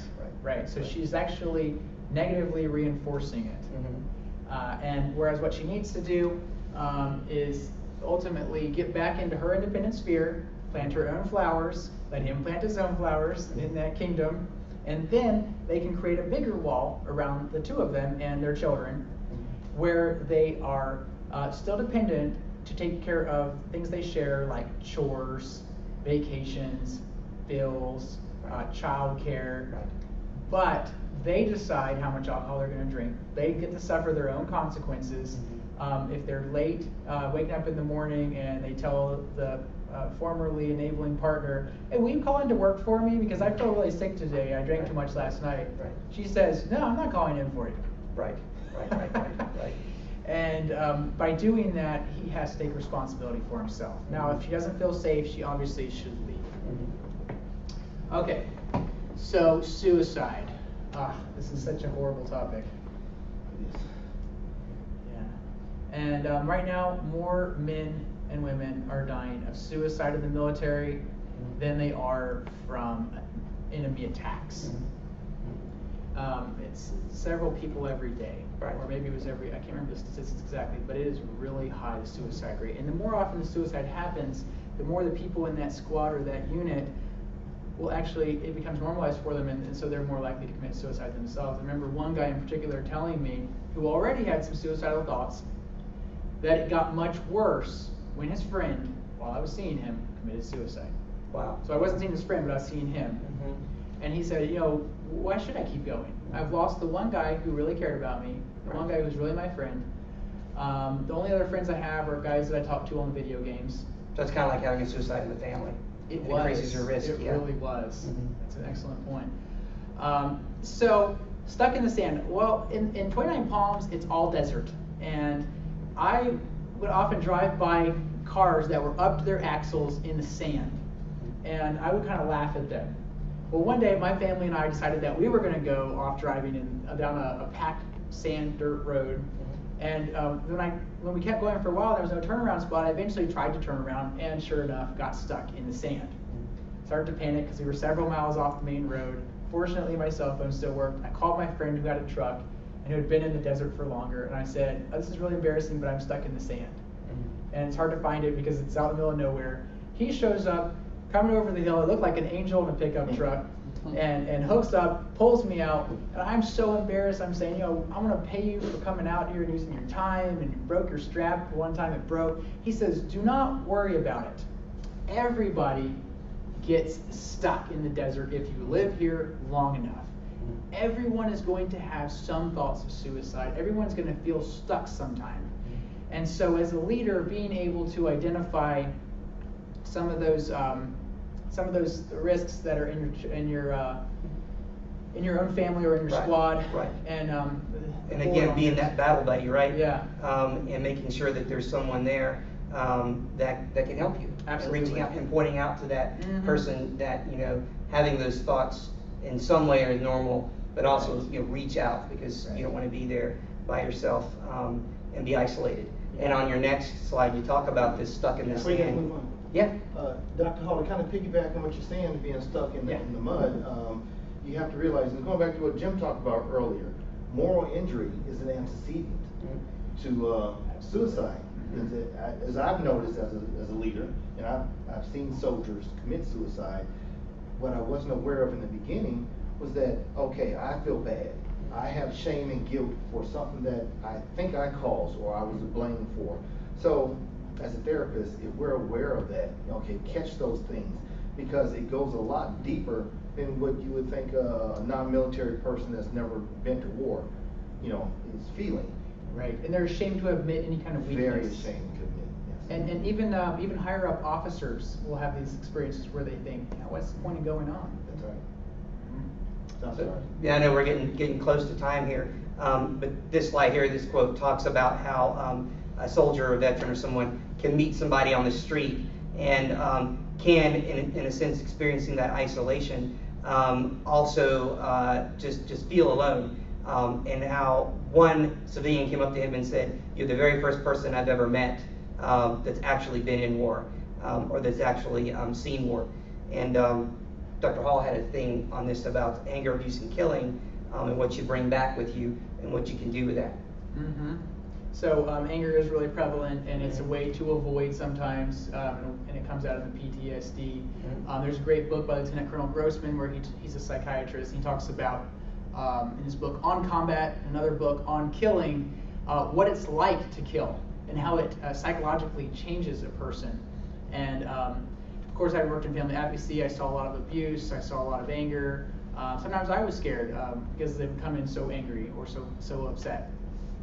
Teaching them skills to deal with anger might include going slow, talk to your friends, don't retreat, don't give in to avoidant behaviors, recognize how you might be using the anger as a tool to even get people to back off from you when you really should be fostering that relationship instead. I had lots of Marines cry in my office, very tough Marines, break down and bawl, even in front of their wives, because they realized that it was a safe place and that they could talk about difficult subjects there. And being aware of how children and other family members are affected by your anger. Living on their own traumatization scenario by being experiencing that anger. And here is something that we can talk about. 10 minutes left. We can talk about is never being asked. This quote here: "Number one question you should never ask someone who's been deployed: have you ever killed anybody? Even for those who've had to, it's not something that they wanted to do. It's not something that they necessarily want to talk about." So that's a number one question, I think. And even again, my dad talked about coming back from Vietnam and actually being asked several times, "Have you ever killed anybody?" And it's not something that necessarily we want to talk about. Yes, our experiences, how tough it was, but being very careful to go slow when it comes to dealing with the actual traumatic experience. Death and spiritual coping. Okay, so actually, you told me yesterday about what it's like when somebody dies. What's the ceremony? Yeah, actually, when someone in your unit dies, there's a special ceremony where it's called, I can't remember the name now, but it's a roll call. In the beginning, they call off about 3 or 4 soldiers' name. When they get to that person that's deceased, they'll call their name 3 times. And at that point, taps played, and it's very moving. And so it's not something that we take lightly at all. And even though it may not be totally spiritual, it's something that's very heartfelt. So one of the things we can do is, of course, talk about death. Also, too, I know that as a chaplain, one of the resources that we actually have is for anyone who's been in the military, you can call a local National Guard unit or reserve unit to get an honor guard to actually play if there's ever someone in the family that dies. But also, too, just giving space for grieving and letting that person deal with death, and actually making a place where they can talk about their spiritual coping. Right. So just having a support group like a church or something like that where they can go. I remember one of the chaplains telling me how a Marine came up to him and said, who's the chaplain who works with atheists? He said, that's me. He said, I also work with Methodists, Catholics, Mormons. I work with Wiccans, Jewish, everybody. Yeah. Yes. Yeah. And so the rituals, the social support that you can get from an organization like that can really help them to feel capable of dealing with some of these spiritual, existential questions that come up when they actually face death. Right. So be able to talk about spirituality if it's brought up, and use that as a referral source, another place where that person can find some support. And I think we have just one more slide here. Places where a family therapist, places where a family therapist can be effective. Can you go forward on the slide? Oh, I'm sorry. Yeah, there you go. Yeah. We call talk here at Piper about servant leadership. So there's certainly places where we as family therapists can do further research on evidence-based interventions, get continuing education like we're doing here, and have greater advocacy to step up for veterans and those who've experienced PTSD or moral injury. Hopefully we're getting more places, like we said, jobs in the VA.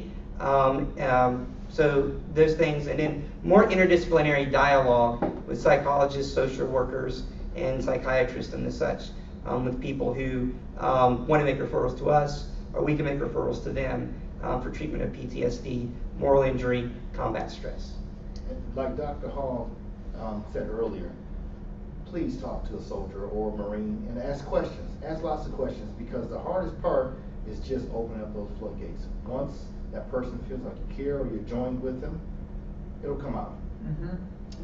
And actually, as MFTs enter into increasingly militarized environments, I started a blog. It's mftsandthemilitary.weebly.com, and I've posted a few things on there, and talk a little bit about the book Deployed. But there's a poll on there if you want to go on there and do the poll, or if you have comments, or if you want to post, you can contact me through that. Very good. And then our next few slides, we'll take the next, we have 5 minutes, correct, to talk about questions if anyone has questions. But Dr. Hall advances those slides there. You can see that there are resource books and also internet resources at the end of the presentation that you can go to if you want to get more information about PTSD and even moral injury. That PILOTS database I talked to you about, the link for that, it links back to the VA. And the VA has actually come up with applications for your Droid device, your Android device, and also for your iPad or iPhone that teach mindfulness and that also teach awareness of hyperarousal and avoidance and re-experiencing. That can be used for professionals in session. It can also be used by the military veteran themselves that has experienced PTSD. So encourage your clients to use that. You yourself get involved and see what those things are about. Thank you so much for Thank you so much. listening. Yeah. Do we have any questions? Okay, great. All right.